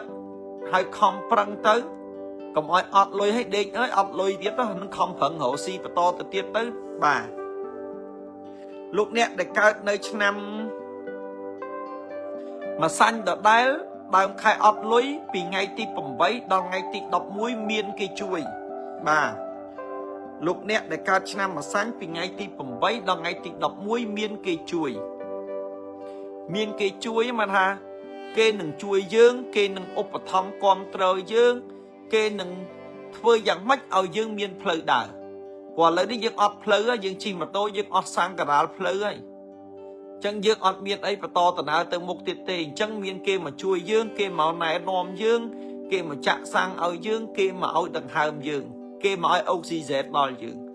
chân bị ngay ti bầm bấy đằng ngay ti đọc mũi nước nhẹ để cá cha mà sắn nước nâng miên kê chui nâng miên kê tụm nút bầm rong dương ở dương tầng ọt kia nó cứ thời tái ban là o màu vịnh nhẹ để cá này năm mà xanh đợt đáy bom ôn vì ngay tí đọc bớt đo ngay tí mà phây vì ngay tí đọc bớt đo ngay tí mà phây nè để cao nơi xem mà xanh lúc nèត្រូវប្រយ័ត្នបន្តិចណាប្រយ័ត្នហើយជាពិសេសអ្នកដែលនិយមដើរយប់បាទអ្នកដែលនិយមដើរយប់ហ្នឹងគឺត្រូវតែប្រយ័ត្នឲ្យមែនតើអាចនឹងមានបញ្ហាឬមួយក៏អាចឈានទៅដល់រឿងក្តីក្តាំបាទរឿងក្តីក្តាំចឹងពីថ្ងៃទី17ដល់ថ្ងៃទី20អ្នកដែលកើតនៅឆ្នាំម្សិលហ្នឹងជាពិសេសក្មួយណាបងបរោះឬមួយកូននារីដែលនិយមដើរលេងយប់គឺត្រូវតែប្រយ័ត្នបើអាចទេចន្លោះ3ថ្ងៃហ្នឹង17 18 19 20គឺកុំគួរដើរលេងយប់គឺកុំគួរធ្វើអ្វីមួយដែលមិនគប្បីបើមិនដូចឆ្នេះទេលោកអ្នកអាចនឹងមានរឿងអ្នកនឹងអាចមានបញ្ហាដែលធ្វើឲ្យប៉ះពាល់ដល់គេឈ្មោះកិត្តិយសនិងសេចក្តីថ្លៃថ្នូរឬមួយក៏មានរឿងក្តីក្តាំកើតឡើងបាទអញ្ចឹងសម្រាប់អ្នកដើរយប់គឺត្រូវតែប្រយ័ត្នបើយល់ល្អគឺកុំដើរណាចាំផុតថ្ងៃ20ចាំដើរបើមិនដូចឆ្នោះទេគឺនឹងមានបញ្ហារឿងមិនល្អកើតឡើងសម្រាប់លោកអ្នកដែលកើតនៅឆ្នាំម្សាញ់ណាបាទអ្នកដែលកើតឆ្នាំម្សាញ់ដដែលបងប្អូនពីថ្ងៃទី24ដល់ថ្ងៃទី26អ្នកដែលកើតឆ្នាំម្សាញ់ណាគេថាមានលៀបធំដូចត្រូវឆ្នោតបាទនេះអ្នកដែលកើតឆ្នាំម្សាញ់មានលៀបធំដូចត្រូវឆ្នោតណាអានឹងមិនមែនត្រូវឆ្នោតទេគ្រាន់តែថាជាការមួយដែលយើងប្រៀបធៀបបងប្អូនណាបាទនេះពីថ្ងៃទី24ដល់ថ្ងៃទី26អ្នកដែលកើតឆ្នាំម្សាញ់នឹងមានលៀបធំចូលមកហើយលៀបធំហ្នឹងគឺធំដូចគេត្រូវឆ្នោតចឹងណាចាក់1000បានមកវិញ ប្រមាណ70000 អីអញ្ចឹងណាឧទាហរណ៍ណាចាក់1000បានមកវិញ70000អីអញ្ចឹងទៅលាបធំចូលមកអញ្ចឹងអ្នកដែលកើតនៅឆ្នាំម្សាញ់ពីថ្ងៃទី24ដល់ថ្ងៃទី26លោកអ្នកនឹងមានលាបធំចូលមកហើយយើងចង់ដឹងថាលាបធំនោះអ្វីខ្ញុំអត់ដឹងដែរប៉ុន្តែលោកអ្នកនឹងមានលាបធំហើយអ្នកដែលកើតឆ្នាំម្សាញ់ដដែលនៅចុងខែលោកអ្នកអាចនឹងមានវិបត្តិស្នេហាអាចសង្សារសំបែកបែកបាក់ស្នេហាឬមួយក៏បែកបាក់គ្រួសារនេះចុងខែអាចគ្រាន់តែអាចទេមិនមែនការពិតទេបាទអាចបែកបាក់ស្នេហាឬមួយក៏អាចសង្សារសំបែកឬមួយក៏អាចលែងលះគ្នាអញ្ចឹងអ្នកដែលកើតនៅឆ្នាំម្សាញ់ហ្នឹងគឺអត់ធ្មត់បើមិនចង់បាត់បង់ណាត្រូវតែប្រយ័ត្នប៉ុន្តែពេលខ្លះយើងដឹងរឿងមុនហើយយើងក៏ប្រយ័ត្នប្រយែងទៅអញ្ចឹងអ្នកដែលកើតនៅឆ្នាំម្សាញ់លោកអ្នកនៅចុងខែនេះគឺមានតែការអត់ធ្មត់តែមួយមុខគត់លោកអ្នកនឹងបានជោគជ័យជាបន្តសូមទស្សទាយជូនលោកអ្នកដែលកើតនៅឆ្នាំមមីបាទឆ្នាំមមីរាសីនៅក្នុងខែសីហាឆ្នាំ2026បងប្អូនដែលកើតនៅឆ្នាំមមីលេខសំណាងរបស់បងប្អូនគឺលេខ321ចំណែកពណ៌សំណាងអ្នកកើតឆ្នាំមមីគឺពណ៌ប្រផេះបងប្អូនកូនក្មួយណាពណ៌ប្រផេះអ្នកដែលកើតឆ្នាំមមីគឺជាឆ្នាំមួយដែលទ្រុឌទ្រោមជាងគេនៅក្នុងឆ្នាំ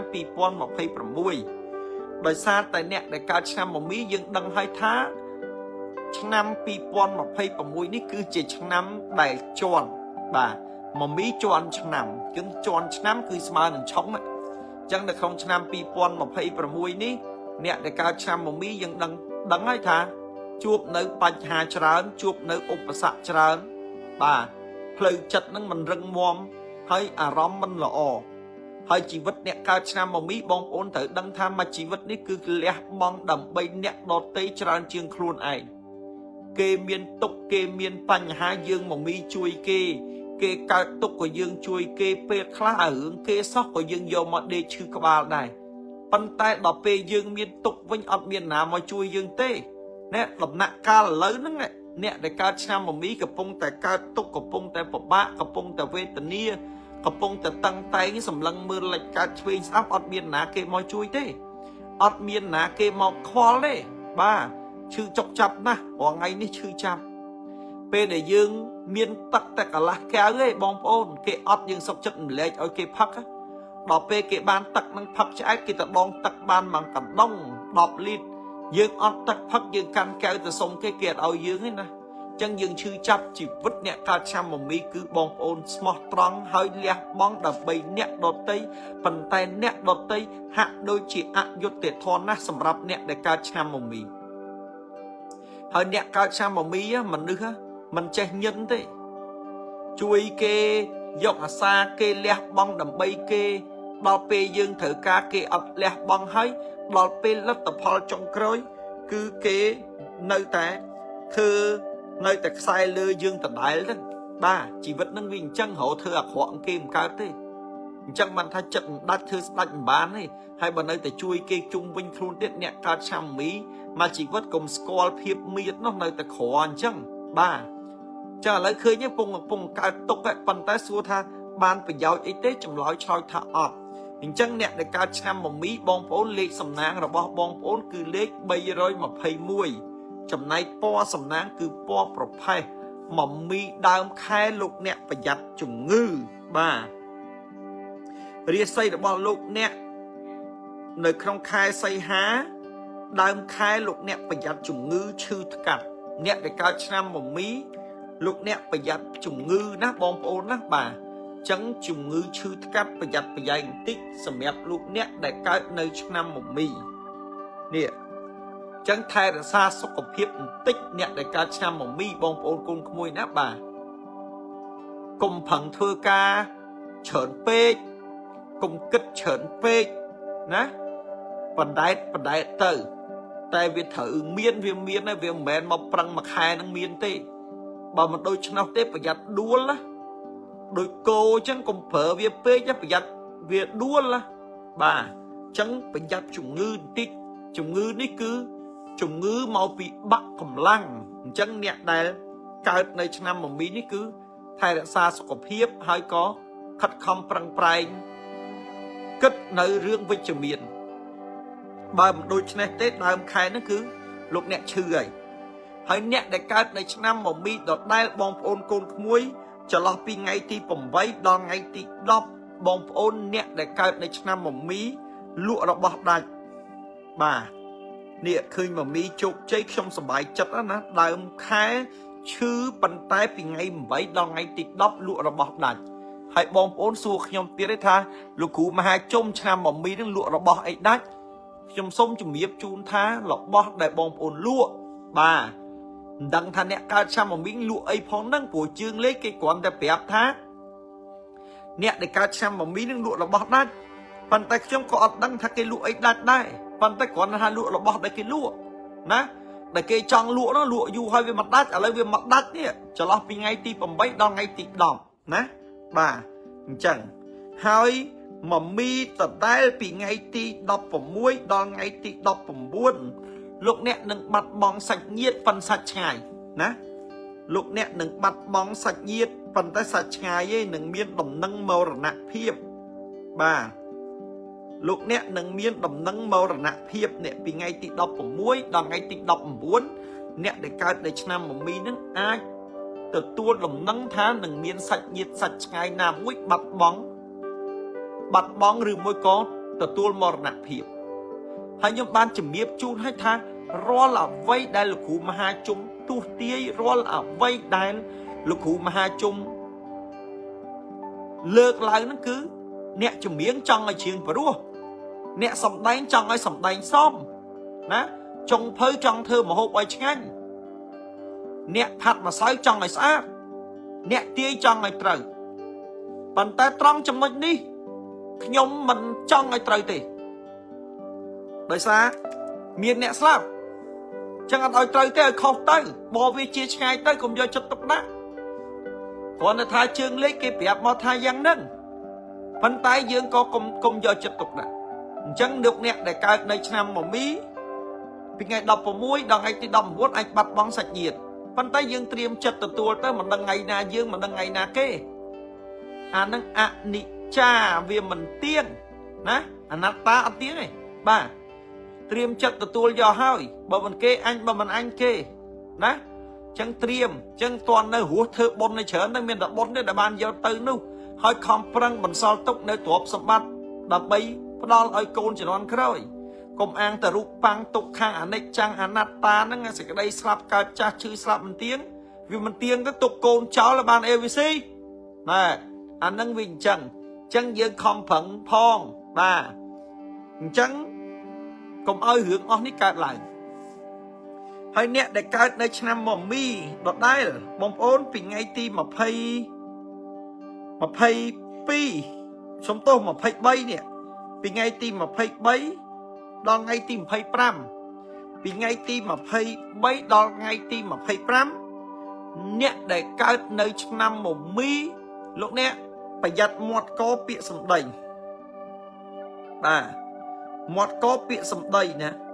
ប្រយ័ត្នតែមាត់កប្រយ័ត្នតែពាក្យសម្ដីប្រយ័ត្នទៅចូល comment ក្នុងវីដេអូគេជេរគេប្តឹងលេងប្រយ័ត្នអាហ្នឹងក៏ត្រូវដែរបាទអញ្ចឹងប្រយ័ត្នបន្តិចរាល់ការនិយាយស្ដីរាល់ការបញ្ចេញមតិយោបល់បងប្អូនជាពិសេសអ្នកដែលធ្វើការមិនថានៅក្រសួងមន្ទីរស្ថាប័នឬមួយកន្លែងការងារទេគឺហាមបញ្ចេញមតិហាមបញ្ចេញយោបល់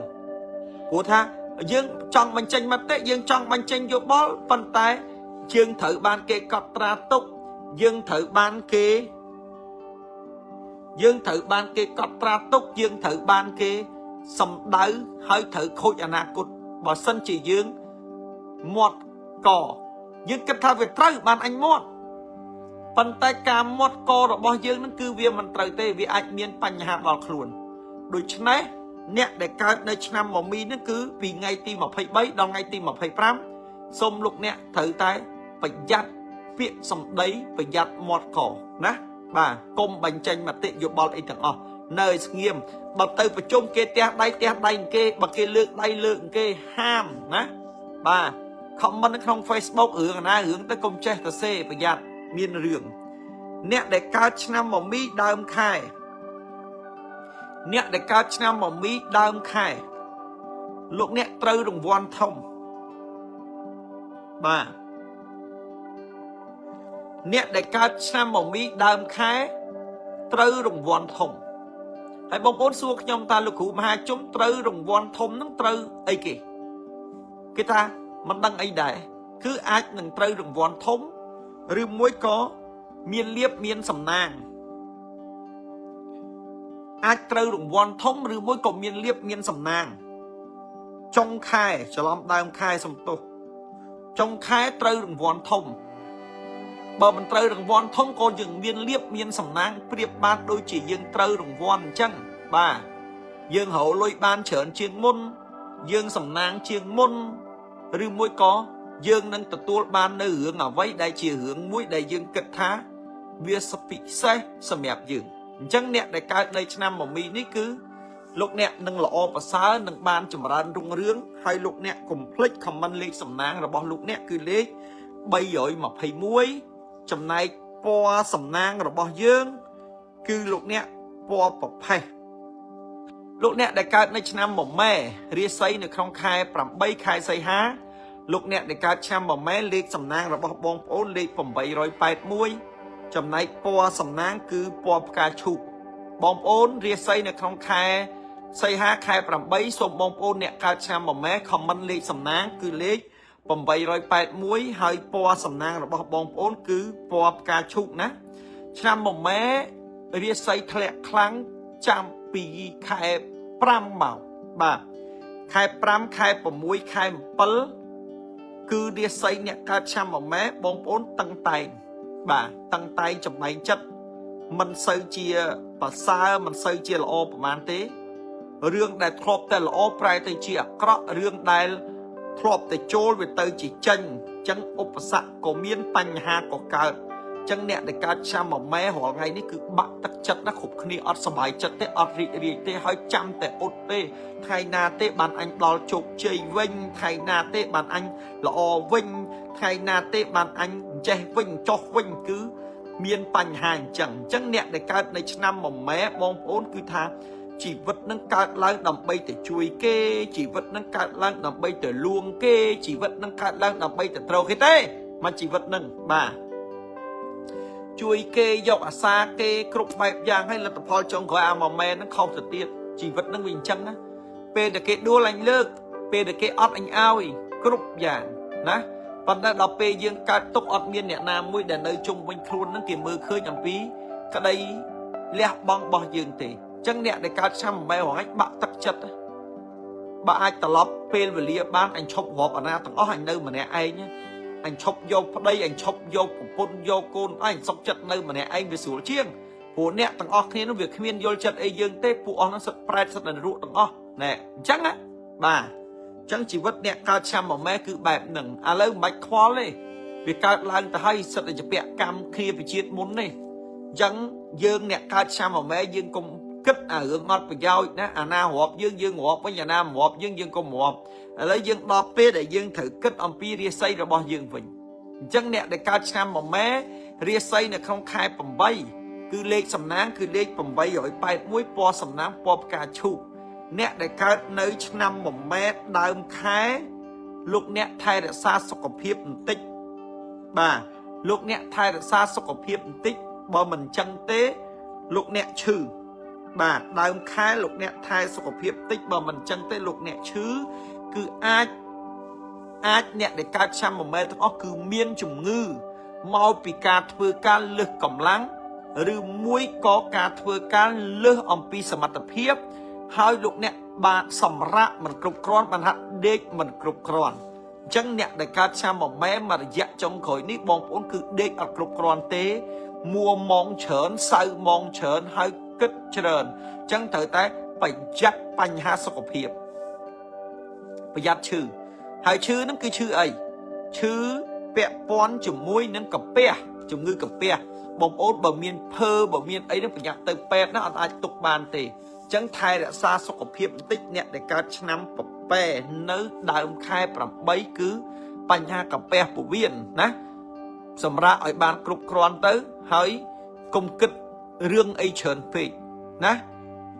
បាទអញ្ចឹងធ្វើបុណ្យធ្វើទានទៅ relax ទៅធ្វើចិត្តឲ្យទូលាយទៅសប្បាយហើយកុំអោបទុកនៅខ្លួនពេកអញ្ចឹងអ្នកដែលកើតឆ្នាំពពែគឺដូចខ្ញុំបានជម្រាបជូនលោកអ្នកអញ្ចឹងបាទហើយអ្នកដែលកើតឆ្នាំពពែដដែលចន្លោះពីថ្ងៃទី8ដល់ថ្ងៃទី11អ្នកដែលកើតឆ្នាំពពែលក់របស់ដាច់បងប្អូនកូនក្មួយណាបាទអ្នកដែលកើតឆ្នាំពពែលក់របស់ដាច់នេះពីថ្ងៃទី8ដល់ថ្ងៃទី11ណារបស់ដែលអ្នកកើតឆ្នាំពពែលក់ដាច់ហ្នឹងបងប្អូនខមមិនសួរទៀតថាគ្រូមហាជុំលក់ស្អីដាច់ហ្នឹងបាទទៅសួរអ្នកកើតឆ្នាំពពែខ្លួនឯងទៅគាត់កំពុងលក់អីរងថ្ងៃហ្នឹងគាត់កំពុងលក់អីណាអញ្ចឹងគាត់លក់ដាច់ហើយអញ្ចឹងអ្នកដែលកើតឆ្នាំពពែលក់របស់ដាច់ណាសូមជូនពរឲ្យលក់របស់ដែលលោកអ្នកចង់លក់ឲ្យបានដាច់ដូចបំណងពងប្រាថ្នាអ្នកដែលកើតឆ្នាំពពែដដែលចន្លោះពីថ្ងៃទី15ដល់ថ្ងៃទី17នេះពីថ្ងៃទី15ដល់ថ្ងៃទី17អ្នកដែលកើតនៅឆ្នាំមមែបងប្អូនអ្នកដែលកើតនៅឆ្នាំមមែគឺលោកអ្នកសេពព្រួយចិត្តពីថ្ងៃ15ដល់ថ្ងៃទី17មមែព្រួយចិត្តគិតច្រើនណាជួបរឿងច្រើនជួបឧបសគ្គច្រើនព្រួយចិត្តហើយយើងធ្វើម៉េចទៅកុំឲ្យព្រួយចិត្តកុំគិតឲ្យវាទៅតាមដំណើរទៅណាកុំគិតមិនព្រួយទេនេះពីថ្ងៃ15ដល់ថ្ងៃទី17ព្រួយចិត្តព្រួយរឿងអីចេះព្រួយទៅបាទព្រោះមកជីវិតនេះគ្មានអាណាគេមកជួយយើងទេធ្ងន់ក៏គេមិនជួយលើកស្រាលក៏គេមិនជួយលើកកើតទុកក៏គេមិនជួយកើតដែរគេចាំតែជន់យើងទេគេគ្មានឲ្យតម្លៃយើងទេណាហ៊ានធ្វើមនុស្សចិត្តដាច់ប្តីមិនល្អលែងក្បាលវាចោលប្រពន្ធមិនល្អលែងក្បាលចោលអស់នៅម្នាក់ឯងស្រួលចិត្តជាងគ្មានអាណាបានប្រយោជន៍អីទេអញ្ចឹងជីវិតអ្នកកើតឆ្នាំពពែវាព្រួយចិត្តពីថ្ងៃ15ដល់ថ្ងៃ17អញ្ចឹងណាបាទព្រួយរឿងអីចេះព្រួយតែណាដឹងអាហ្នឹងគេថាព្រួយវាមានសន្តានរៀងខ្លួនអ្នកកើតឆ្នាំពពែគេព្រួយបែបនេះចឹងទៅអ្នកកើតឆ្នាំពពែនោះគេព្រួយបែបនេះចឹងទៅវាព្រួយ model ខុសគ្នាប៉ុន្តែដឹងថាព្រួយចិត្តបើមិនជឿចាំមើលបាទដឹងថាព្រួយចិត្តមកអ្នកឆ្នាំពពែនេះអ្នកខ្លះមិនបាច់ចាំដល់ថ្ងៃ15ទេព្រួយតាំងពីថ្ងៃទី29ខែ7បាទហើយអ្នកដែលកើតនៅឆ្នាំពពែដដែលបងប្អូនពីថ្ងៃទី22ដល់ថ្ងៃទី24ពីថ្ងៃទី22ដល់ថ្ងៃទី24អ្នកដែលកើតឆ្នាំពពែមានគេសងលុយបាទអ្នកដែលកើតឆ្នាំពពែមានគេសងលុយនេះពីថ្ងៃទី22ដល់ថ្ងៃទី24អ្នកកើតឆ្នាំពពែមានគេសងលុយអ្នកកើតឆ្នាំពពែដដែលចុងខែអ្នកកើតឆ្នាំពពែដដែលចុងខែបាទអ្នកកើតឆ្នាំពពែដដែលចុងខែគឺលោកអ្នកប្រយ័ត្នដើរដួលប្រយ័ត្នអង្គុយទៅវាដាច់ផ្ងាប្រយ័ត្នដាច់ខ្សែងរឹងប្រយ័ត្នធ្លាក់ពីលើផ្ទះបាទប្រយ័ត្នគ្រោះថ្នាក់បាទដើរទៅបុកក្បាលប៉ះអីពកក្បាលអីជាដើមអានឹងហៅគ្រោះថ្នាក់បាទប្រយ័ត្នដើរដួលប្រយ័ត្នខិចថ្លោះប្រយ័ត្នមានបញ្ហាបាទប្រយ័ត្នមានឧបសគ្គណាគេថាចុងខែអ្នកកើតឆ្នាំពពែប្រយ័ត្នបំផុតគឺធ្វើអីក៏ត្រូវប្រយ័ត្នដែរធ្វើមហូបប្រយ័ត្នមុតកបិតដើរប្រយ័ត្នដួលចុះចណ្ដើប្រយ័ត្នធ្លាក់ណាអង្គុយកៅអីត្រូវប្រយ័ត្នប្រយ័ត្នមានបញ្ហាពីថ្ងៃទីចុងខែណាចុងខែគឺប្រយ័ត្នគ្រោះថ្នាក់ទូចកើតឡើងហ្នឹងបាទកុំប្រហែលអសោះណាកុំប្រហែលអញ្ចឹងពពែចុងខែគឺត្រូវតែប្រយ័ត្នដូចអ្វីដែលខ្ញុំបានជម្រាបជូនបងប្អូនខ្ញុំសូមទូទាយជាបន្តដល់លោកអ្នកដែលកើតនៅឆ្នាំវោកលេខសំណាងរបស់បងប្អូនគឺលេខ128ចំណែកពណ៌សំណាងរបស់បងប្អូនអ្នកដែលកើតនៅឆ្នាំវោកគឺពណ៌សបាទ អ្នកដែលកើតនៅឆ្នាំវកខមមិននៅលេខសំណាងគឺលេខ128ហើយពណ៌សំណាងរបស់បងប្អូនគឺសូមលោកអ្នកប្រើពណ៌សរាសីរបស់លោកអ្នកនៅក្នុងខែ8ខែសីហាឆ្នាំ2026នេះអ្នកដែលកើតនៅឆ្នាំវកគឺរាសីយ៉ាងម៉េចដែរសូមបងប្អូនកូនក្មួយកុំអាលដកដង្ហើមហើយចាំស្ដាប់ខ្ញុំនឹងរាយរាប់ខ្ញុំនឹងទូទាយជូនលោកអ្នកដែលកើតនៅឆ្នាំវកគេមើលខាងក្រៅគេថាឯងកើតឆ្នាំវករឹងដូចដែកចឹងណាអត់មានប្របាអត់មានកើតទុកអីទេទោះបីជាមានរឿងមានវិបត្តិយ៉ាងម៉េចក៏ដោយកូនអ្នកឯងនៅតែប្រឈមមុខបានដែរកូនអ្នកឯងនៅតែដោះស្រាយបានដែរអានឹងគ្រាន់គេមើលមកណាបាទប៉ុន្តែប្រធានពិតនឹងសួរអ្នកកើតឆ្នាំវងវារឹងមាំដូចគេមើលមកអត់ទេចិត្តឈួតហើយបាទអ្នកដែលកើតឆ្នាំវកនឹងក៏ត្រូវឲ្យគេលួងលោមបើចង់ឲ្យគេថ្នាក់ថ្នមក៏ចង់ឲ្យគេនឹងយល់អំពីយើងដែរប៉ុន្តែសួរថាមានទេអត់ទេបាទមិនដែលមានទេអ្នកដែលកើតឆ្នាំវកយើងកើតមកចាំតែលួងគេចាំតែជួយគេចាំតែលះបង់ដើម្បីគេទេប៉ុន្តែគេមិនដែលខលពីយើងទេបាទជីវិតនឹងគឺវាបែបនឹងពេលខ្លះខឹងចិត្តពេកចង់រត់ចោលស្រុកប៉ុន្តែមិនដឹងរត់ទៅណាបាទអញ្ចឹងជីវិតអ្នកកើតឆ្នាំវកយើងឈឺចាប់ឆ្អែតហើយយើងអត់ឲ្យសេចក្តីឈឺចាប់នឹងវាមានបន្តទៅទៀតទេឈប់ឲ្យមានហើយបាទអញ្ចឹងអ្នកដែលកើតឆ្នាំវកយើងនិយាយមកពីរាសីយើងវិញឆ្នាំ2026មិនបាច់និយាយវកហ្នឹងគឺប៉ះជាងគេថាចិត្តឈួតចិត្តឈួតបាទឥឡូវទៅចិត្តឈួតដែរប៉ុន្តែទៅមុខអាចឈួតអញ្ចឹងអ្នកដែលកើតឆ្នាំវកក៏ដឹងខ្លួនដែរបាទថាចិត្តឈួតឥឡូវកុំឲ្យឈួតតន់ណាយើងក៏ខំប្រឹងយើងក៏ពង្រឹងខ្លួនឯងទៅដើម្បីឲ្យល្អព្រោះអ្នកដែលកើតឆ្នាំវកបើអ្នកឯងមិនពង្រឹងខ្លួនឯងទេបើអ្នកឯងកុំមិនប្រឹងខ្លួនឯងទេគឺអត់មានអ្នកណាមួយគេមកជួយយើងអត់មានអ្នកណាមួយគេមកលះបង់ដើម្បីយើងអត់មានអ្នកណាមួយគេមកខ្វល់ពីយើងទេមកជីវិតនេះគេទុកចោលរហូតណាបាទអញ្ចឹងអ្នកដែលកើតឆ្នាំវកបើគេគ្រប់គ្នាគេបោះបង់យើងចោលហើយយើងមិនបាច់បោះបង់ខ្លួនឯងចោលទេយើងត្រូវរឹងមាំឡើងអញ្ចឹងឥឡូវយើងនិយាយពីរាសីរបស់យើងអ្នកដែលកើតឆ្នាំវកលេខសំណាងលេខ128ពណ៌សំណាងគឺពណ៌សអ្នកដែលកើតឆ្នាំវករាសីខែ8ដើមខែប្រយ័ត្នឆ្លោះគ្នាជាមួយប្តីប្រពន្ធបាទដើមខែប្រយ័ត្នឆ្លោះគ្នាជាមួយប្តីប្រពន្ធណាលោកអ្នករៀងតឹងតែងបន្តិចអ្នកកើតឆ្នាំវកដើមខែហ្នឹងគឺពាក់ព័ន្ធជាមួយចំនួនប្រយ័ត្នឆ្លោះគ្នាជាមួយប្តីប្រពន្ធអញ្ចឹងប្តីប្រពន្ធគឺមិនគួរ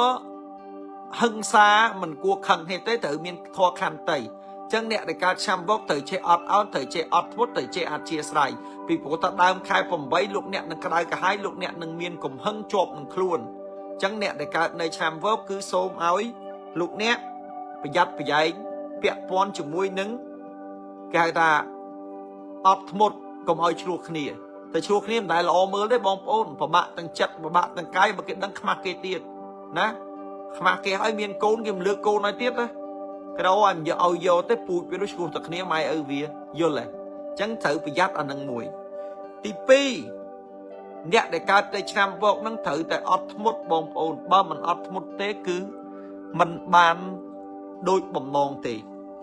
អ្នកដែលកើតនៅឆ្នាំវកបាទអ្នកដែលកើតនៅឆ្នាំវកដដែលពីថ្ងៃទី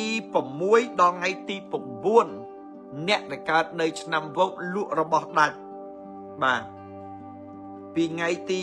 6ដល់ថ្ងៃទី9អ្នកដែលកើតឆ្នាំវកលក់របស់ដាច់ហើយបងប្អូនខ្ញុំមិនដឹងថាបងប្អូននឹងលក់របស់អីដាច់ទេប៉ុន្តែបងប្អូននឹងលក់របស់ដាច់នៅថ្ងៃទី6ដល់ថ្ងៃទី9អញ្ចឹងរបស់ដែលបងប្អូនចង់លក់ខ្ញុំសូមឲ្យបងប្អូនលក់ដាច់ដោយបំណងទៅហើយរបស់ដែលបងប្អូនណា đặt lụa du hay lụa mình đắt xong rồi lụa đắt đôi cái đây bằng mòn từ chẳng vì ngay ti bằng muối đo ngay ti bằng buôn lụa là bọt đắt vì ngay đọc hiểm đo ngay ti đọc pớ bong ôn để cái nơi nằm vô và giặt tranh bao kỳ bà và giặt tranh bao kỳ ná nè để cái nằm vô vì ngay ti đọc pram đo ngay ti đọc pớ và giặt tranh bao kỳ không tùm rung na cái đó không rút phiếp na cái đó vì ngay đọc hiểm đo ngay đọc pớ cái mọi lôi kê cháy còn mình đặt kế còn mê ta đo kế bao mình đôi nó tế lục nè để cái nơi nằm nó cứ thử tranh bao kỳ hay chẳng thử tái và giặt và dành tích cùng áo tranh bao kỳ chẳng nè để cả năm vốc và giặt tranh bao kỳ nát bà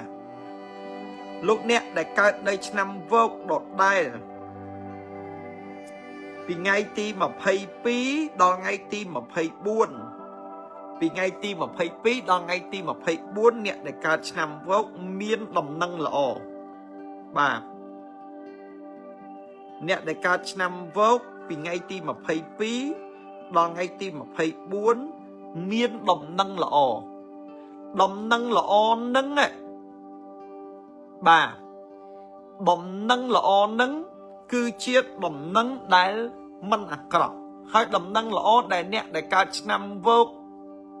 chuột nâng cứ chia đồng năng đáy chui ở dương nâng đáy tuần tân rong chạm du hơi đồng năng đáy dương trong ban du hơi nâng cứ vì trăm bát đó à lấy cứ viên nâng ban lọ và sao lại màu vĩnh bà chân lục nè để các nữ năm ở vô nâng cứ chia phê và lìa muối nâng tờ tua ban đồng nâng lọ bà nè nữ cho lo vì ngay tim mà phải biết đó ngay tim mà phải buồn chân nè để các nữ năm vô nâng miên đồng nâng lọ ôi ta đồng nâng lọ xây cái đau bà không ôi ta đồng nâng á cọ bà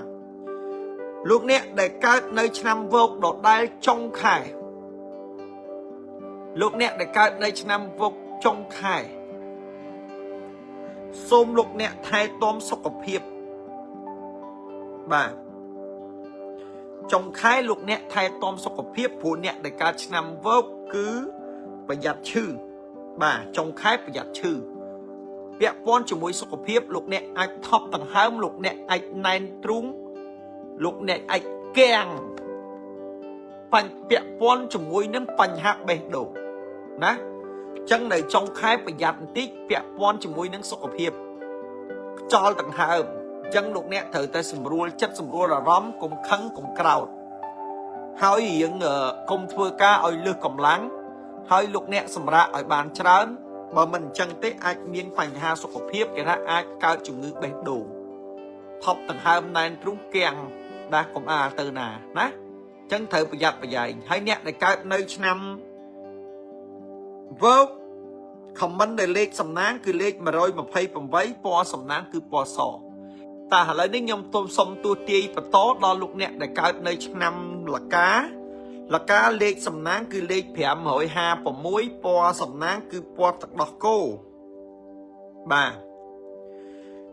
nè để các năm là cáเลขสำนักเลขแผ่หมอยหาผมมุ้ยปอสำนักปอตดอกกูหลักการมาระยะจงขอยนี่คือแทะบ่าแทะตั้งจัดแทะตั้งตักจัดแทะตั้งเรียไซแทะตั้งลอยบ่า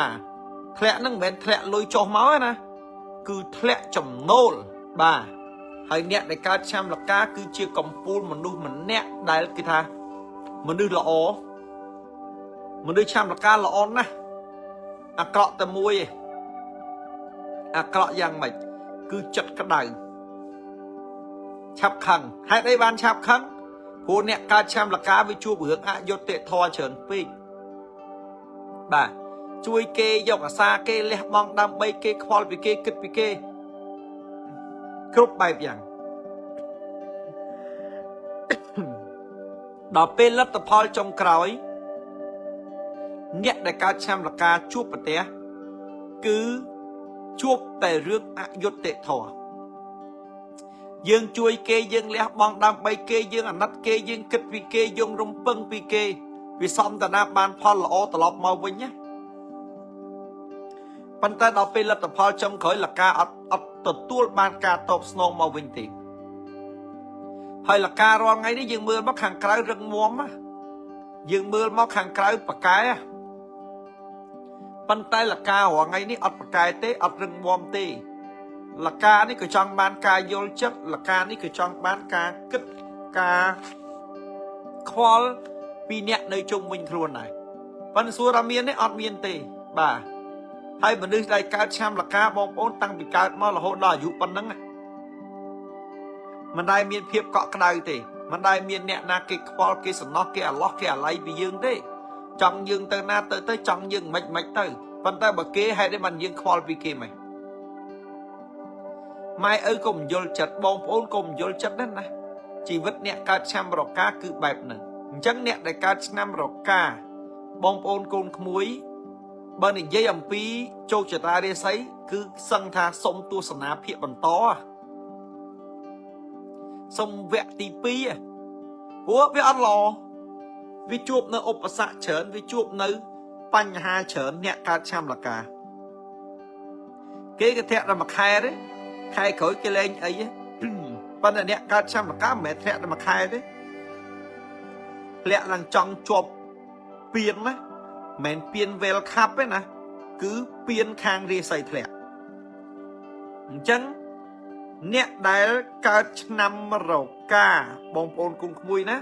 រាល់ទុករាល់ព្រួយរាល់លំបាករាល់រឿងតោកយ៉ាក់វេទនានឹងឲ្យវារលាយសាបសូន្យឲ្យអស់ទៅបាទឲ្យវាលែងមានតទៅទៀតទៅចាប់ពីខែ8ហ្នឹងទៅឲ្យវារាសីល្អទៅប៉ុន្តែអ្នកដែលកើតឆ្នាំលការាល់ថ្ងៃនេះអត់មានកម្លាំងតទៅទៀតទេពាក្យខ្មែរថាលកាបាក់ទឹកចិត្តហើយបាទលែងរឹងមាំតទៅទៀតហើយប៉ុន្តែរាល់ថ្ងៃចេះតែ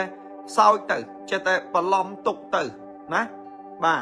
ណាមិនដឹងគេថាឯងកើតឆ្នាំលកាឯងសុបាយចិត្តណាអញសុបាយចិត្តអញ្ចឹងប៉ុន្តែក្នុងខ្លួនគ្មានសុបាយអីទេនោះបាទអញ្ចឹងអ្នកដែលកើតនៅឆ្នាំលកាយើងបំភ្លេចចោលទៅហើយរឹងមាំឡើងក្រោកឈរឡើងបើមិនអញ្ចឹងទេគឺអត់មានណាមកជួយលើកយើងទេអត់មានណាគេមកជួយរុញយើងទេព្រោះថាមកជីវិតនេះគេបន់ឲ្យយើងដួលអានគេទះដៃសោចបាទហើយអ្នកកើតឆ្នាំលកាមកជីវិតដូចខ្ញុំនិយាយហ្នឹងថាជួបរឿងអយុត្តិធម៌រហូតបាទពេលធ្វើត្រូវគ្មានណាមើលឃើញទេតែពេលអត់ខុសក៏គេថាខុសដែរមកជីវិតហើយរឿងចិត្តទុនគ្មានណាទុនដូចលកាទេរាល់ថ្ងៃនេះបើគេចង់បោកស្រួលឲ្យគេលួងឲ្យគេស៊ីអស់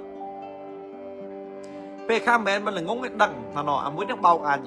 ប៉ុន្តែចេះទ្រាំឲ្យឯងបោកទៅបាទខ្ជិលចឹងអ្នកដែលកើតនៅឆ្នាំរកាបើយើងនិយាយអំពីជោគជតារាសីនៅក្នុងខែ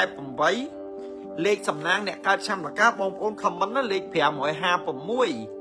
ហើយសៀវីដេអូលោកគ្រូដាក់លេខ556ចំណែកពណ៌សំណាងអ្នកកើតឆ្នាំលកាពណ៌ទឹកដោះគោរាសីរបស់លោកអ្នកដែលកើតនៅឆ្នាំលកានៅក្នុងខែ8ដើមខែលោកអ្នកដែលកើតឆ្នាំលកាលោកអ្នកសេត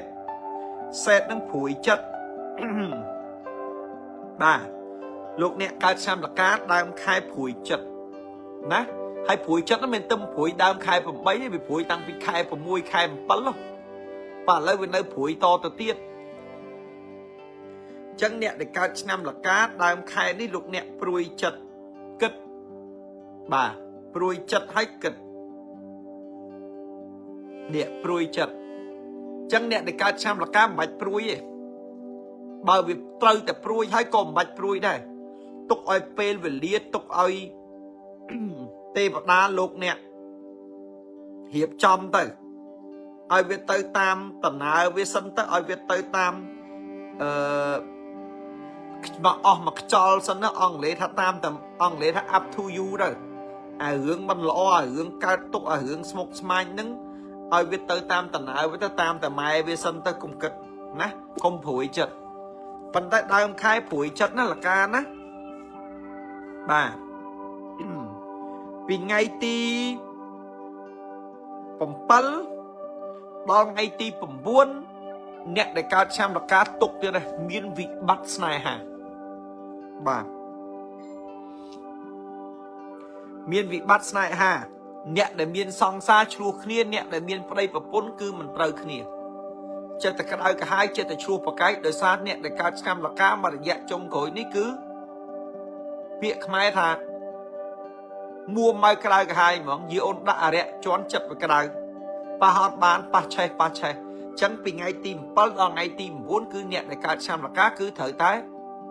តឹងតែងចំបែងចិត្តហើយអាចមានវិបត្តិស្នេហាឆ្លោះគ្នាឈានទៅដល់ការបែកបាក់គ្នាទៀតឬមួយក៏សង្សារយើងឬមួយក៏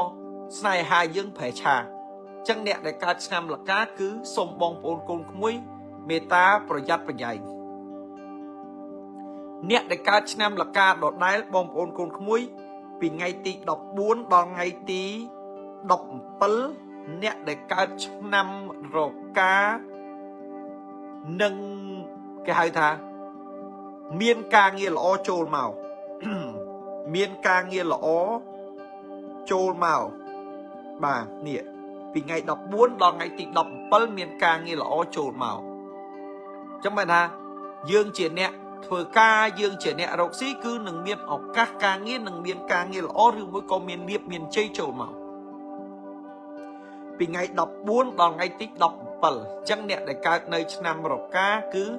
នឹងមានការងារល្អនឹងមានលៀបមានសំណាងចូលមកអ្នកដែលកើតឆ្នាំរកាដដែលពីថ្ងៃទី23ដល់ថ្ងៃទី25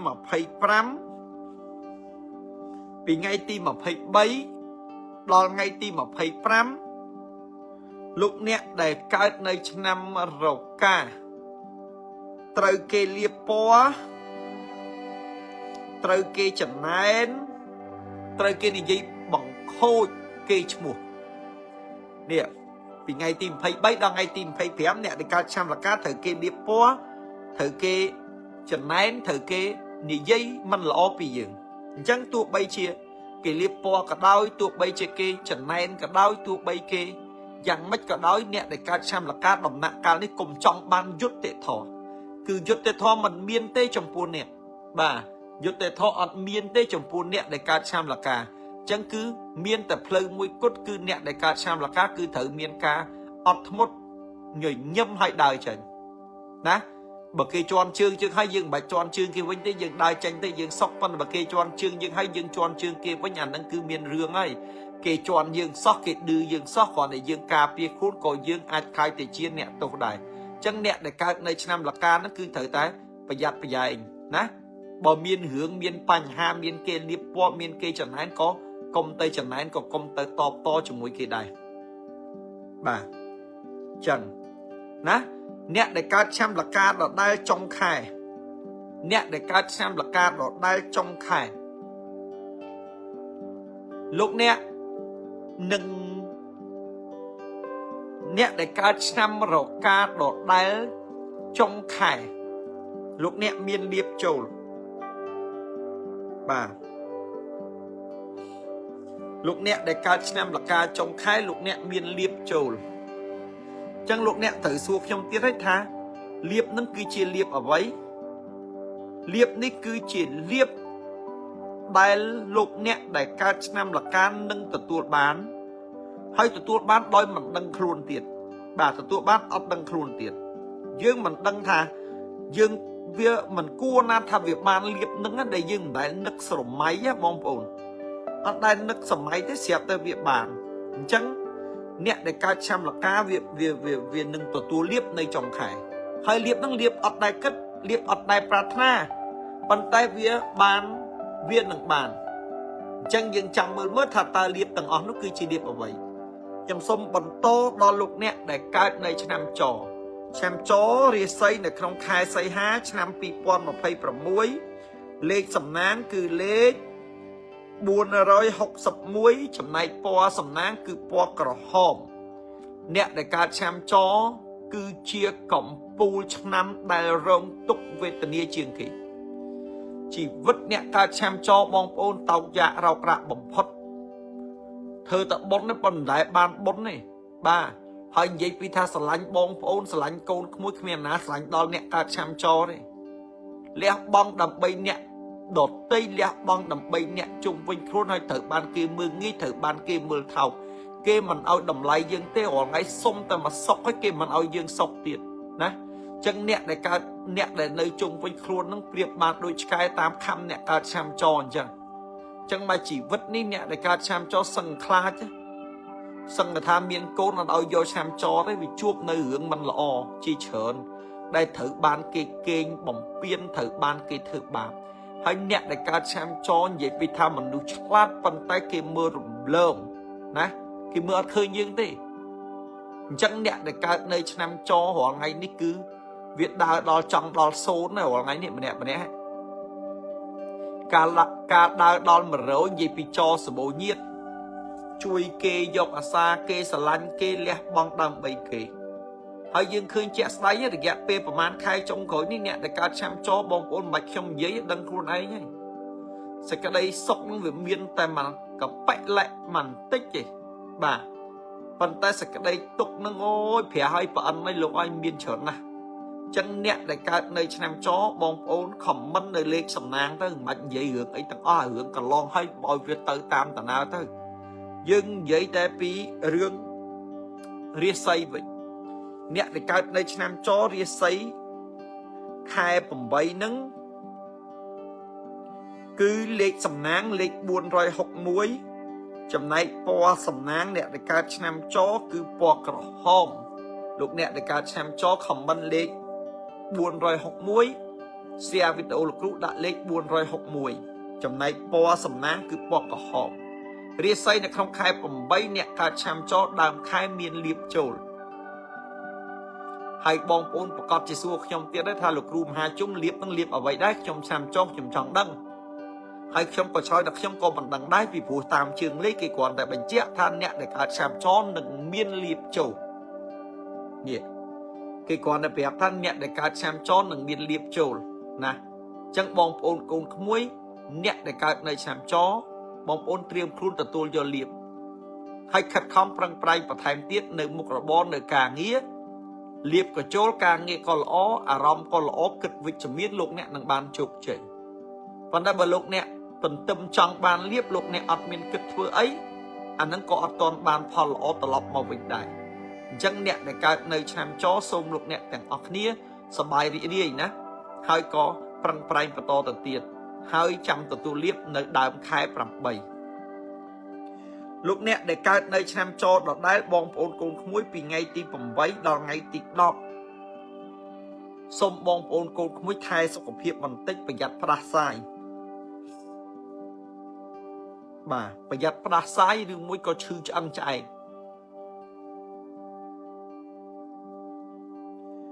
ប្រយ័ត្នផ្ដាសាយឬមួយក៏ឈឺឆ្អឹងឆ្អែកណាបាទអញ្ចឹងថែទាំសុខភាពបន្តិចពីថ្ងៃទី8ដល់ថ្ងៃទី10ព្រោះខែនេះខែភ្លៀងផងប្រយ័ត្នប្រយែងណាបាទ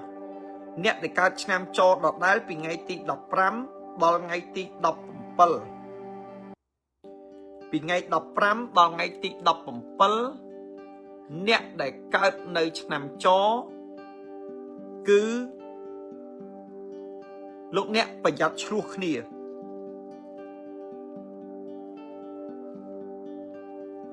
ប្រយ័ត្នឆ្លោះគ្នានឹងឆ្លោះគ្នាជាមួយប្តីឆ្លោះគ្នាជាមួយប្រពន្ធឆ្លោះគ្នាជាមួយគូសង្សារឆ្លោះគ្នាជាមួយនឹងមិត្តរួមការងារអញ្ចឹងពីថ្ងៃទី15ដល់ថ្ងៃទី17បងប្អូនប្រយ័ត្នឆ្លោះគ្នាបាទប្រយ័ត្នឆ្លោះគ្នាណាការងារក៏ដោយមុខរបរក៏ដោយរកស៊ីក៏ដោយទំនាក់ទំនងប្តីប្រពន្ធក៏ដោយគឺត្រូវតែប្រយ័ត្នឆ្លោះគ្នាបន្តិចពីថ្ងៃ15ដល់ថ្ងៃទី17អត់ធ្មត់បាទខំមាត់សង្កត់ចិត្តពីថ្ងៃទី22ដល់ថ្ងៃទី24អ្នកដែលកើតឆ្នាំចកំដៅឆ្ងាយអ្នកដែលកើតឆ្នាំចកំដៅឆ្ងាយពីថ្ងៃទី22ដល់ថ្ងៃទី24ពីព្រោះថាជើងលេខរបស់លោកអ្នកគឺមិនល្អទេចឹងលោកអ្នកមិនគួរធ្វើដំណើរផ្លូវឆ្ងាយទេនៅចន្លោះពីថ្ងៃទី22ដល់ថ្ងៃទី24លោកអ្នកដែលកើតនៅឆ្នាំចដដែលលោកអ្នកដែលកើតនៅឆ្នាំចដដែលចុងខែលោកអ្នក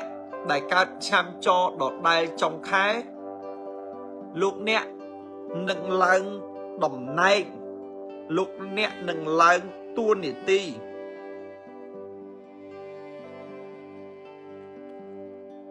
ឬមួយក៏លោកអ្នកនឹងទទួលបាននៅគេហៅថាការកោតសរសើរពីមេពីប្រធានណានេះចុងខែលោកអ្នកឡើងតំណែងឡើងតួនាទីចឹងជូនពរឲ្យអ្នកដែលកើតនៅឆ្នាំចទាំងអស់ទទួលបានលៀបសំណាងហើយហេងហើយកាក់កោអ្នកដែលកើតឆ្នាំកុលរាសីសម្រាប់ខែសីហាខែ8លេខសំណាងលេខ112ពណ៌សំណាងគឺពណ៌លឿងចឹងអ្នកដែលកើតឆ្នាំកុលខមមិនលេខសំណាងគឺលេខ112ពណ៌សំណាងគឺពណ៌លឿងណាលោកអ្នកដែលកើតនៅឆ្នាំកុលគឺលោកអ្នកបានដឹងហើយថានៅក្នុងឆ្នាំ2025 2026រាសីរបស់យើងអត់ទាន់ល្អទេនៅតឹងតែងនៅចម្បែងចិត្តនៅគិតនៅខ្វល់នៅព្រួយណានៅមានបញ្ហាច្រើនអ្នកដែលកើតនៅឆ្នាំកុលខ្វល់ច្រើនព្រួយច្រើនបារម្ភច្រើនកើតទុក្ខច្រើនចឹងអ្នកដែលកើតនៅឆ្នាំកុលទាំងអស់លោកអ្នកទាំងអស់គ្នាគឺត្រូវចាំថាពេលដែលគេដួលយើងលើកពេលដែលគេដួលយើងជួយប៉ុន្តែបើយើងដួលវិញគឺគ្មានអ្នកណាមួយគេមកជួយយើងគឺគ្មានអ្នកណាគេមករវល់ជាមួយយើងទេចឹងដំណាក់កាលណាក៏ដោយត្រូវចងចាំថាគ្មានអ្នកណាស្រឡាញ់យើងជាងខ្លួនយើងទេចឹងជីវិតអ្នកដែលកើតនៅឆ្នាំកុលគឺដួលម្នាក់ឯងងើបម្នាក់ឯងដូចឥឡូវហ្នឹងគេគ្រប់គ្នាគេបោះបង់យើងចោលអស់ហើយគេគ្រប់គ្នាគេបំភ្លេចយើងចោលអស់ហើយគេគ្រប់គ្នាគេមើលរំលងយើងហើយយើងធ្ងន់ល្មិចយើងស្រាលល្មិចយើងងាប់តែឯងទៅគ្មានអាណាគេមកគិតពីយើងទេប៉ុន្តែបើគេមានបញ្ហាគឺយើងជួយគេអញ្ចឹងឥឡូវនេះអ្នកដែលកើតឆ្នាំកុលគឺដល់ពេលវេលាហើយដែលយើងក្រោកឈរឡើងយើងដេកឆ្អែតហើយយើង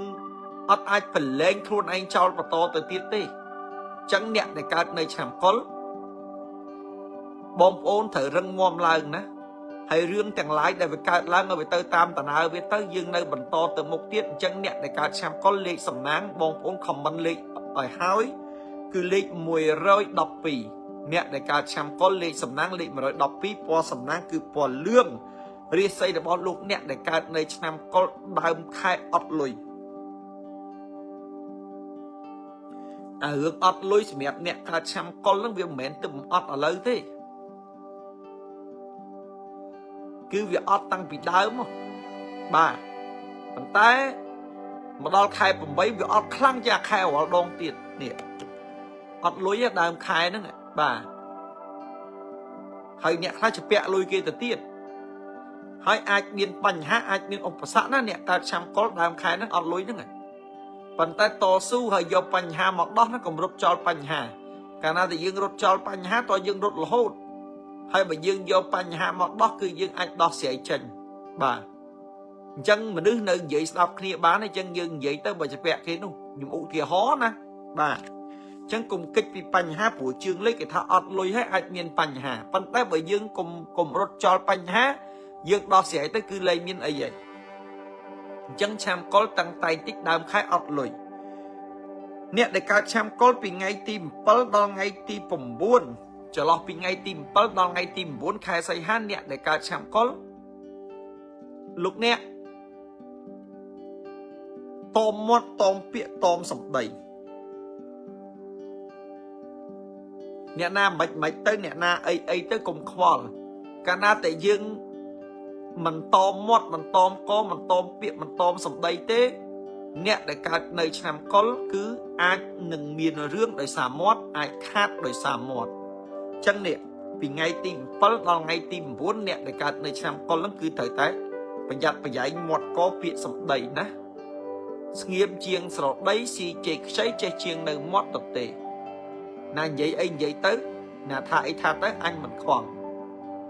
សុំមិននឹងមួយជាពិសេសអ្នកធ្វើការស្រាប់តែមានអង្គប្រជុំលើកឡើងអាហ្នឹងចប់ទេណាអត់ទេណាខូចអនាគតហើយអ្នកលេង Facebook ក៏អញ្ចឹងដែរគ្រូមហាជុំឲ្យអញតមតមាត់តមតកតមតពាក្យសម្ដីបើអញទៅសេ comment បានយ៉ាត់ទៅសេជេគេប្តឹងបាទ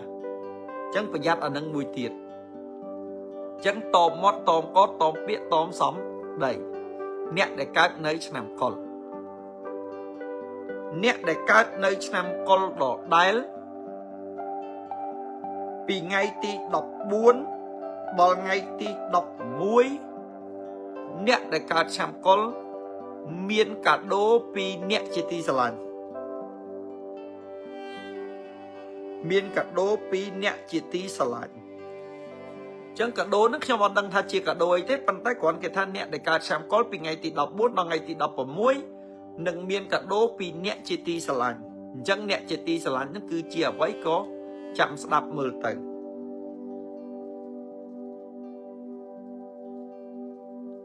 nẹ để cả xem có đọt đây vì ngày thì đọc muốn bằng ngày thì mà phải phí lúc nè để cả xem có cứ phải giặt sọc phiệp